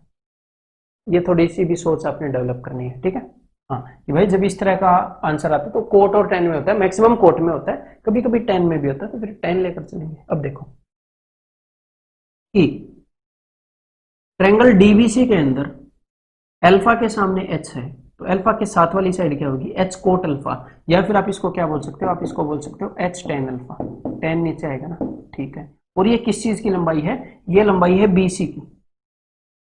अब दूसरी ट्रायंगल, ट्रायंगल ABC में एंगल बीटा है, बीटा के सामने h प्लस h है, तो बीटा के पास क्या होगा h plus h cot beta, ये भी BC है ये भी BC है, तो दोनों को इक्वेट कर सकता हूं, तो ये हो जाएगा h plus h cot beta, h plus h into cot beta. लेकिन मैंने आपको क्या बताया कि आंसर 10 में है, तो इसको 10 में एक्सप्रेस करके लिखोगे। समझ में आ गई ना बात, मामला तो यहाँ पर यही ना, इस साइड की लंबाई इंटू कोट बीटा, तो ये क्या हो जाएगा, ये हो जाएगा भाई h by 10 alpha plus h by 10 beta होगा,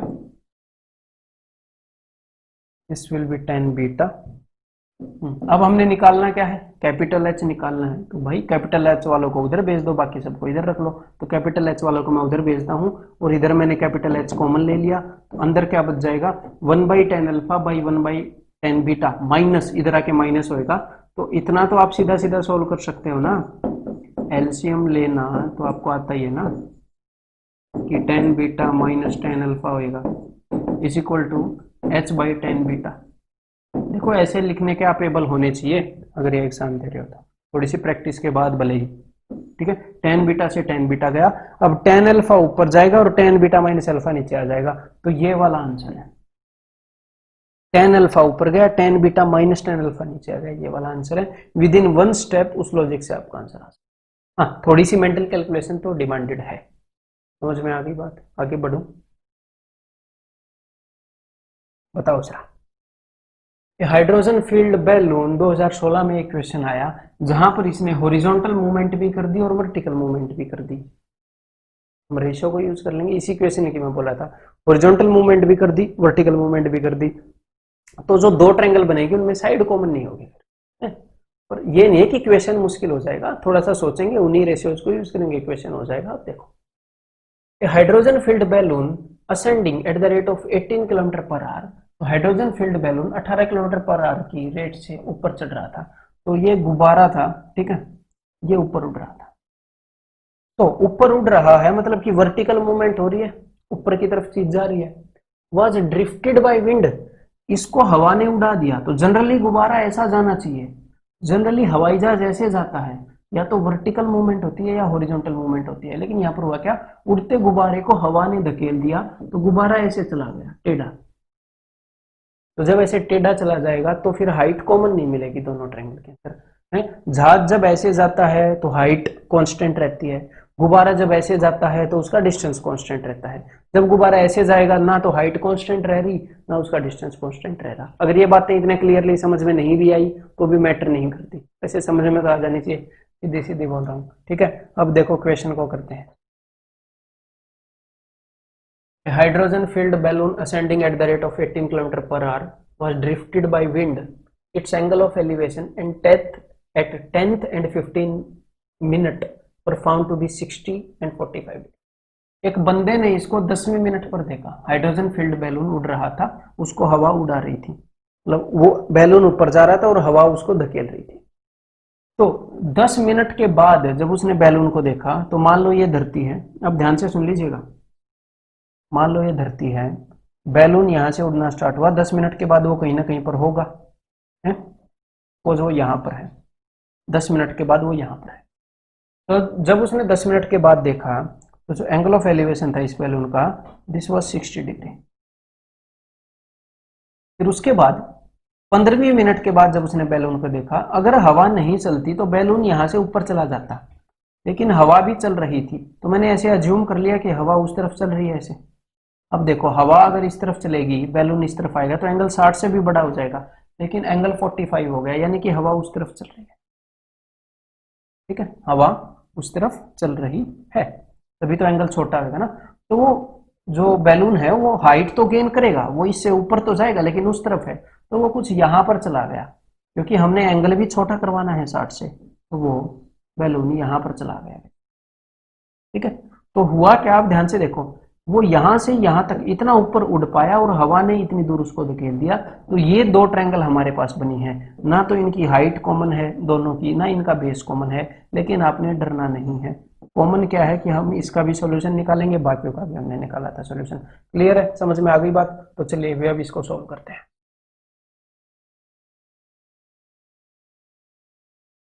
अब देखो, यहां पर दो मूवमेंट हुई है, आपने दोनों मूवमेंट्स को समझना है कि ये जो मूवमेंट हुई है ए से लेकर बी तक, ए से लेकर बी तक, ये हवा ने की है, हवा ने उसको हॉरिजॉन्टली ऐसे सरका दिया है, ये मूवमेंट हवा की वजह से हुई है। और ये जो मूवमेंट हुई है ए से लेकर सी तक, यानी कि इस हाइट की, सॉरी बी से लेकर सी तक, ए से लेकर बी तक ये हवा का काम है, और बी से लेकर सी तक ये इसकी स्पीड है ऊपर उठने की, बैलून ऊपर उठ रहा था। तो उसने क्या बोला था, अब हम डायग्राम समझ में आ गया, अब क्वेश्चन की तरफ मूव करते हैं। अब देखिए, एक बार इनका नामकरण कर देता हूं, है ना, दैट विल बी गुड। अगर नामकरण मैं कर दूं तो ये हो गया A B C D E F, ताकि मैं आपको बता पाऊं कि मैं किस चीज की बात कर रहा हूं। देखो अब जरा, यहाँ पर उसने ये बताया कि उसने 10वीं मिनट पर देखा और फिर उसने 15वीं मिनट पर देखा। तो 10 मिनट में वो बैलून इतना ऊपर उड़ चुका था, ई से लेकर ए तक जा चुका था। बैलून की स्पीड क्या है, 18 kilometer per our. 18 kilometer per our का मतलब क्या है, 60 मिनट में 18 किलोमीटर। तो 10 मिनट कितना होता है 1 घंटे का? 60 मिनट का 1/6 छठा हिस्सा हो गया। तो 18 किलोमीटर का छठा हिस्सा 3 किलोमीटर है। तो ई से लेकर ए तक वो 3 किलोमीटर जा पाया 10 मिनट के अंदर। अगर 10 मिनट में 3 किलोमीटर जा पाता, 10 मिनट में 3 किलोमीटर वो जा पाया है, तो ऊपर बाकी की 5 मिनट में 15 मिनट के बाद उसको देखा गया ना, वो 1.5 किलोमीटर गया होगा। 10 का आधा है 1.5 किलोमीटर, तो टोटल वो 4.5 किलोमीटर की हाइट पर है। अब इन्होंने पूछा क्या है, देखो उसकी स्पीड से ही आपको ये दो चीजें पता चल गई। अब इन्होंने पूछी है कि भाई विंड की, हवा की स्पीड होल नंबर्स के अंदर। तो भाई वाइल नंबर्स नहीं है, होल नंबर है। तो हवा की स्पीड तो आप इजीली बता सकते हो ना। हवा ने ई से लेकर एफ तक उसको 5 मिनट में धकेल दिया। ई से लेकर एफ तक की दूरी देख लेंगे और बता देंगे 5 मिनट में इतना धकेला तो घंटे में इतना धकेलेगी। ठीक है, तो अब देखो इस ट्रायंगल में भी ये निकाल सकते हो, इस ट्रायंगल में भी ये निकाल सकते हो। बड़ी में से छोटी घटा देना, ये इजीली आ जाएगा। अब करते हैं, अब छोटी ट्रायंगल में आ जाओ। एडीई, एडीई के अंदर 60 के सामने 3 है, तो 30 के सामने क्या होगा? 30 के सामने होगा √3। अब बड़ी ट्रायंगल के अंदर आ जाओ, ये इस ट्रायंगल के अंदर। इस ट्रायंगल के अंदर अगर ये 45 डिग्री है, 45 के सामने 4.5 है, तो यहाँ पर भी 45 होगा, तो 45 के सामने 4.5 होगा। तो यहाँ की लंबाई कैसे निकालोगे? 4.5 माइनस √3, तो 4.5 माइनस √3 क्या होता है? ये होता है। तो इसको घटा दो भाई, 4500 में से 1500 गए, कितने बच जाएंगे? 3000। 3000 में से 232 गए, तो 2768, तो 2.768। क्लियर है? तो इतना जो काम हुआ है ये 5 मिनट में हुआ है।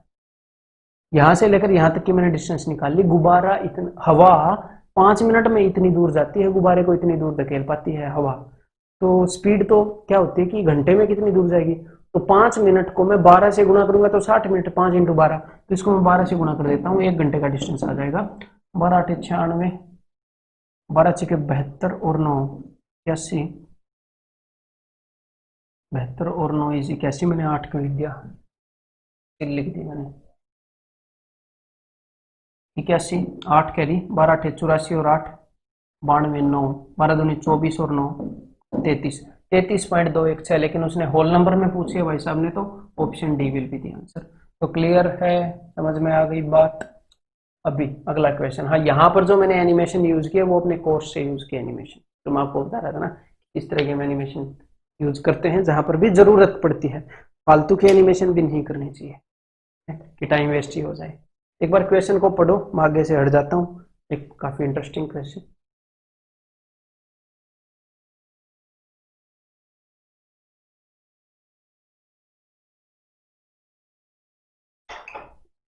द एंगल, क्वेश्चन को मैंने थोड़ा सा बदला है कोर्स से, animation same use. The elevation of A tower from A point A due north of it is 45 degree. एक टावर है, उसका एलिवेशन किसी पॉइंट से, जो पॉइंट उससे नॉर्थ में है वो इतना है। From A point B due east of A, एक पॉइंट बी है जो ए से ईस्ट में है, ठीक है, वहां से 30 डिग्री है। ए बी की लंबाई बता दी। तो यहाँ पर 3D फिगर बनेगी, और ऐसी 3D फिगर बनेगी कि आपको विजुअलाइज करवाना जरूरी है। मुश्किल नहीं है, बट विजुअलाइज करवाना जरूरी है, इसीलिए एनिमेशन यूज की जाती है। तो देखिए, ताकि काम थोड़ा सा आसान हो जाए। तो आपको एक तो डायरेक्शंस के बारे में पता होना चाहिए। ये नॉर्थ है, ये साउथ है, ठीक है, ये ईस्ट है और ये वेस्ट है। क्लियर है? ये पता है। अब इसी डायरेक्शंस को मैं यूज करूंगा, इसको मैं 3D शेप दे रहा हूं, इस इन्हीं डायरेक्शंस को मैं जमीन पर लेटाने वाला हूं। ध्यान से सुन लीजिएगा, इन्हीं को मैं धरती पर लेटा रहा हूं ताकि आपको अच्छी फील आए। इसीलिए मैंने वहां पर एक डिब्बा बना लिया है ताकि आप अच्छे से विजुलाइज कर पाए। इसको मैं वहां पर भेज रहा हूं, अब आप अच्छे से विजुलाइज कर पाए होंगे कि ये जमीन है, ये धरती है, ये नॉर्थ साउथ ईस्ट वेस्ट है। North south east west direction धरती पर ही चलती है ना, ऐसे तो हमें मजबूरी में पेपर पर लिखना पड़ता है। तो यहाँ पर जो डायरेक्शन है वो मैंने नॉर्थ दी है, यहाँ पर मैंने साउथ दी है, यहाँ पर मैंने ईस्ट दी है, यहाँ पर मैंने वेस्ट दी है। ये क्लियर है भाई? समझ में आ गई बात? ये सब, ये साउथ आपको थोड़ा सा मे भी ना दिख रहा हो, इसको ऐसे देख, साउथ भी दिख रहा है, ठीक है। अब मैं, ताकि थोड़ा सा और अच्छे से हम विजुलाइज कर पाए, तो इनको गायब कर देता हूँ, इनकी चोटी को। तो है क्या, ये जो व्हाइट व्हाइट है ये धरती है और इसके ऊपर ये पोल खड़े हैं, ये खंबे खड़े हैं।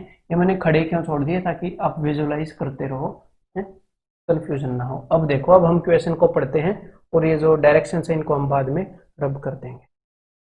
देखो जरा क्वेश्चन क्या है। The elevation of a tower from a point A due north of it is 45 degree. तो मैंने किया क्या, मैंने जो जिस टावर की ये बात कर रहा है वो ये वाला टावर मान लिया। यहाँ पर वैसे 4 टावर खड़े हैं, ये जस्ट आपको, ताकि आप कंफ्यूज ना हो, आपको 3D शेप समझ में आती रहे इसलिए है। और मैंने इस पॉइंट को मैंने मान लिया है जी ए, ठीक है, और ये पॉइंट इससे नॉर्थ में है। तो ये टावर ये खड़ा जी अपना। तो the elevation of A tower from A point A due north of it is 45। तो यहां से जो एलिवेशन है वो 45 डिग्री है यहां से, ठीक है। एक बार क्वेश्चन को समझते हैं। And from A point B due east of A, तो एक पॉइंट बी है जो ए से ईस्ट में है। ईस्ट किस तरफ है, इस तरफ है, तो ए से उस तरफ। तो इस पॉइंट को मैंने कहीं ना कहीं यहां पर मान लिया, ऐसे मान लो, यहां पर मैंने मान लिया, या फिर वहां पर मान लेता हूं, आपके लिए और आसान रहेगा। मतलब आपको एग्जाम में डिब्बा बनाना जरूरी नहीं है, ये सोचो कि भाई डिब्बा बनाना जरूरी है।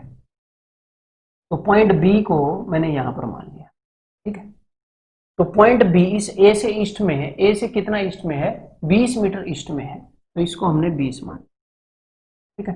तो पॉइंट बी से जो एंगल ऑफ एलिवेशन है यहां से, वो क्या है, that is 30 degree due east of A from A point B. एक पॉइंट बी है ड्यू ईस्ट ऑफ ए से ईस्ट में है, वहां से 30 डिग्री है, ठीक है। तो यहां पर एक राइट एंगल ट्रायंगल बनेगा। अब हम इनका नामकरण कर देते हैं भाई, और ईस्ट और वेस्ट को हटा देते हैं यहां से। अब हमें डायरेक्शंस की जरूरत नहीं है, और इनका नाम मैं रख देता हूं ताकि आप इजीली देख पाओ। यहाँ पर मैं आपको एड्रेस कर पाऊं कि अभी इसको देखो, अभी इसको देखो, ए डी ई और वहां पर बी हो गया, दैट इज एनफ। अब देखिए जरा, यहाँ पर इसको मैं मिला देता हूँ ऐसे, ताकि अपनी ये ट्रायंगल बन जाए। और ये जो एंगल है 30 डिग्री का, इसे आप समझ पाए कि यहाँ पर ट्रायंगल डी बी ई में है 30 डिग्री का, और ट्रायंगल डी ए ई में है 45 डिग्री का। क्लियर है मेरे भाई, समझ में आ गई बात, ये आपको पता होना चाहिए। अब देखो, अब इसने पूछी है कि भाई टावर की हाइट। अब तक तो मैं आपको चीजें समझा रहा था, अब कैलकुलेट करना स्टार्ट करूंगा। बहुत बड़ा नहीं है इक्वेशन कैलकुलेट करने में। अब देखो, अब मैं कैलकुलेट करना स्टार्ट कर रहा हूं। अब ट्रायंगल ए डी ई को देखो, ए डी ई, ये जो है ये 90 डिग्री होएगा, वर्टिकली ये ट्रायंगल खड़ी है, ठीक है। ये 45 डिग्री होएगा, 45 45 90। टावर की हाइट मैंने h मान ली, 45 के सामने h तो 45 के सामने h। ए ई की हाइट, ए ई की लेंथ h, ठीक है। अब दूसरी ट्रायंगल के अंदर आ जाओ। कौन सी ट्रायंगल के अंदर, triangle D B E, D B E. वो एंगल 30 है, तो ये वाला एंगल पूरा 60 होएगा, ठीक है। 30 के सामने अगर h है तो 60 के सामने √3h। ये जो साइड है दिस इज √3h। अब तीसरी ट्रायंगल में आ जाओ। कौन सी ट्रायंगल में, जो जमीन पर लेटी हुई है, triangle lying on the flat surface, जो जमीन पर लेटी हुई है, that is A E B. और यहां पर 90 डिग्री का एंगल यहां पर होएगा, ये समझ पा रहे हो, यहां पर 90 डिग्री का एंगल होएगा, बिकॉज नॉर्थ से हम ईस्ट में गए थे। तो अब पाइथागोरस थ्योरम लगा सकते हो क्या, इसके स्क्वायर में से इसका स्क्वायर घटाऊंगा तो उसका स्क्वायर आएगा। इसका स्क्वायर क्या है, 3h स्क्वायर, उसमें से घटाऊंगा h स्क्वायर, तो 3h स्क्वायर में से एक h स्क्वायर का 2h स्क्वायर। 2h स्क्वायर की वैल्यू, इसका स्क्वायर क्या है 400। 2h square is equal to 20 का स्क्वायर 400। 2 से ये 2 पर जाएगा, h की वैल्यू क्या आ जाएगी 10√2, और √2 की वैल्यू याद होनी चाहिए 1.414, ठीक है। तो यहां पर 1.41 से 414 से मल्टीप्लाई करोगे तो 14.14 मीटर इसका आंसर हो जाएगा, दैट इज ऑप्शन बी। समझ में आ गई बात, क्लियर है। अभी कोई कंफ्यूजन नहीं होना चाहिए। अगर अभी कोई कंफ्यूजन है तो वीडियो को एक बार फिर से देखने की जरूरत है, इस क्वेश्चन की वीडियो को। अब एक बार अगला क्वेश्चन करो, ये भी कोर्स से ही उठाया मैंने।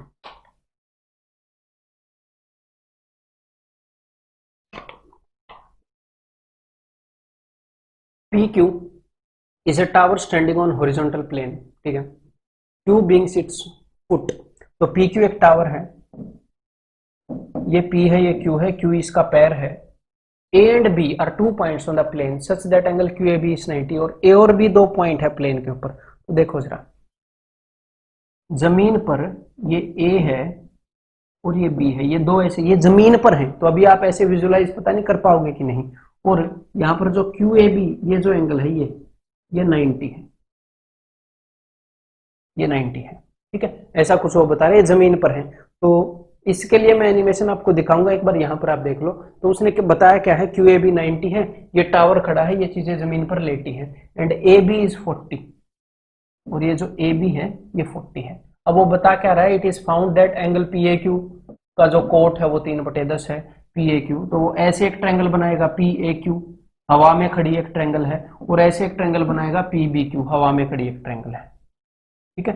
तो इसको ऐसे बताने के बजाय अब मैं आपको थोड़ा सा अपने फिगर पर ले चलता हूं ताकि आपको अच्छे से समझ में आ जाए, ठीक है। देखो जरा, तो ये फ्लैट सरफेस है, और यहां पर दो ट्रायंगल्स बनी थी, अगर आपको पता हो, दो ट्रायंगल ऐसी बनी थी जो हवा में खड़ी थी। तो यहाँ पर ये दो ट्रायंगल हैं जो हवा में खड़ी हैं, ठीक है। अब मैं इनका नामकरण कर देता हूं फिर से। तो यहाँ पर हमें क्या बताया गया था, हमें बताया गया था कि एक टावर है पी क्यू, क्यू जो है इसका फुट है, और दो पॉइंट हैं ए और बी, ये मैंने ए मान लिया और ये मैंने बी मान लिया, और जो क्यू ए बी है वो 90 है, ऐसा भी बोला गया था। तो ये जो एंगल है ये 90 है, अभी आप इसको विजुलाइज कर पाए होंगे। ये जो एंगल है ये 90 है, ठीक है, ये धरती पर है इसलिए हो सकता है आपको ये छोटा लग रहा हो।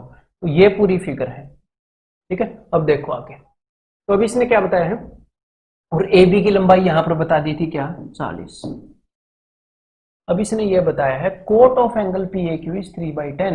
अब कोट थीटा क्या होता है, कोट थीटा होता है बेस अपॉन परपेंडिकुलर, तो बेस अपॉन परपेंडिकुलर इज 3/10। कौन सी ट्रायंगल में है भाई, ये P A Q, P A Q, इस एंगल का कोट, इस एंगल का कोट इसने बताया है पी ए क्यू का।